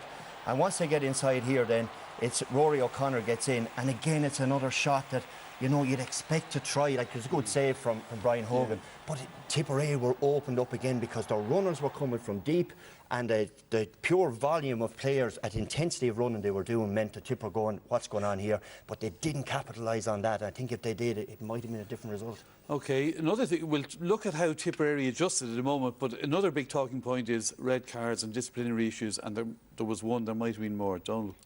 Yeah, look, I think today, right, that Tipperary can count themselves lucky in this situation. Barry Heffernan, simple, don't think it was the hardest of belts, but it's got no place in our game. If you're striking like that, he was on a yellow, right? Now here we see John McGrath and Damien Reck early days. The referee had to because the both of them off the ball were going at each other for a pretty long time, and the worry was that Reck actually would get sent off, and that's what we would be worried for the defender. But it turned out that John McGrath, it was silly from him, right? And there was a question, should have that been a red card, right? So Tip can count themselves lucky, both Heffernan didn't get sent off, and that John McGrath didn't get a red card for that. Could that still come back and haunt Barry Heffernan now, with the final coming up? No, I think we had it before with Wexford with Brian O'Mara, and Derek, you can talk eloquently about this, about Conor Gleeson coming into an All-Ireland final. Now, if it was a vicious swing here, say hands up, yes, I'm from Tipperary, yes, you can say I'm a bit biased to say, well, he'll be lucky if he gets to play in the final. But based on that, yes, he's probably lucky it wasn't a yellow card. But I would say nothing more than that. Let's look at how well Tipperary adjusted. It looked like a nightmare scenario for them, Derek, and it was extraordinary how they... Yeah, there was a couple of things. I think Davy's interview was particularly telling. You know, he mentioned the fact that they had, you know, they almost went too deep in terms of the change-up. So what you have here is, you look at, Wexford only have 5 forwards at this stage. Tipper down to 14 now. Tipper down to 14 at this stage. Yeah. And you have a situation developing there where you see Tipperary coming forward here, almost doing a Wexford on it. So they're looking forward there. You have Barry Heffernan on their own, doing what Wexford were almost doing in the first half, realising that the 5 forwards, the irony of the situation there was the 5 forwards almost suited Tipperary more. Ger Brown shows a little bit more experience here, and it's given. Again, you have the 6 backs there. There was a temptation by Davy, I'd say, to go with 7 versus 5, almost as opposed to 6 versus 5. Again, there's a little bit of experience on Joe O'Connor's part there, playing left half back, coming on as a sub, marking Mark Keogh, and going too deep, as Davy alluded to, enabling him then to have the space when the ball is delivered here from Brendan Maher. The ball is delivered, Mark Keogh is up, so look at the run from Bubbles as well, making that space so that Mark Keogh can get... And it's the impact of the subs off the bench that Brendan alluded to, but it's also the impact in terms of the overall structures. Here, again, just watch for a second again, Joe O'Connor and Mark Keogh, and just hone in also on the little connection between Noel McGrath and Aidan Nolan. Again, Joe O'Connor gets sucked to the left there, and all of a sudden it's too late. Aidan Nolan realises that Noel McGrath is free. Ronan Maher has a possession. Noel now has a pocket of space, and just watch for the little small shimmy without even moving, a little shimmy before he just puts it over the bar. Yeah. The point being, I suppose, is that with 5 forwards, the irony of the situation was that when Tipperary had the 5 forwards, they actually found more space with the 5 forwards than they did when they had the 6 forwards. You know, now I accept the work rate, the manic intensity came with that. You know, I'd accept all those particular points, and Davy's point is probably the most telling, as I said. Wexford, because of the fact they felt we have cover here, we have cover, I'm okay. Joe O'Connor felt he could go, Aidan Nolan felt he could go, and the reality is the space. You have a situation where you have 6 against 5 on the other side, 11 players.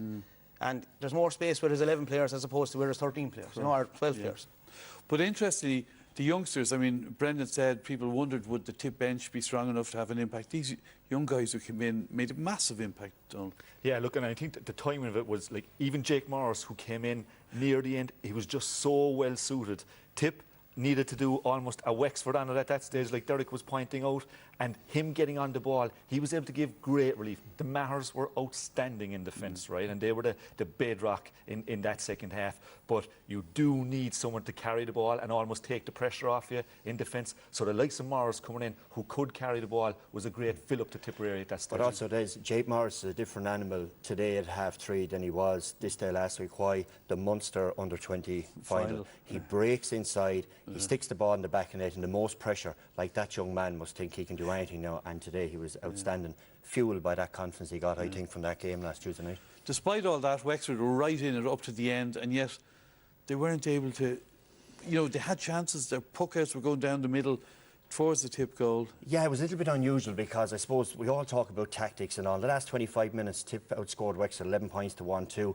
I suppose why they had 15 puck-outs over the period. They went long in 14, lost 10. So we'll just have a little look at what I suppose Mark Fanning was looking at. So this one is just a miss-hit from Mark Fanning, I suppose. He puts it into an area where he thought to be a runner and they weren't there. But more importantly, what I want to look at is the positioning of Kevin Foley. Now, Kevin Foley is the sweeper. Normally, on the normal way Kevin Foley plays, he plays on the edge of the D, which is sweeping in front of the Tipperary full forward line, which is the way it was after the sending off. But watch Kevin Foley's movement as the ball comes in. He sits behind the Tipperary full forward line, and when the ball goes into the space, that is normally there, is where Kevin Foley be standing. He picks it up and he go marching up the field with it, and then we're saying the system works. But he sat too far back, and when that happens, then the ball is moved around. Jason Ford gets on it, and then he puts the ball over the bar. So the next puck out then is straight away. The next puck out comes Des, and for me the issue on this one is that have they really learned, I suppose? See how narrow the Wexford full back line is there. They have an extra man back there they can use. The extra man is standing behind here, and Shamie Callan all day when they had the extra man was covering off Foley, so he wasn't trying to get into the game. So when the puck out then goes long, it goes down into the numbers. So the running game that Wexford had to try to create today meant that when they didn't use the puck out smartly, it meant it turned into a bit of a bunch game like this, and as we all know then, Tip won it, and the numbers then worked their way back up the pitch. And then, you know, it's even when the ball went long down to the side, they got one-on-one. I think this is where we credit Tipperary as well, Des. The intensity that they brought into the game. Connor comes down like it's fist pumps all over the place again. This is, you know, music to leave Sheedy's ear. Sheedy's on the sideline, he's going mad. The last thing I would say is, and Derek touched it there about total hurling, this is an unbelievable move, and this is Wexford at their very, very, very best. Fanning gets the ball this time, and he decides that he's going to show composure. He plays the ball up along the wing, and the man to watch here is number 22, which is David Dunn. So David is here. David recognises that he has the legs on Paddy, right? So what does he do? He wants to move in to this space, and he attacks it at complete pace. Everything you see here now is done at 100 miles an hour.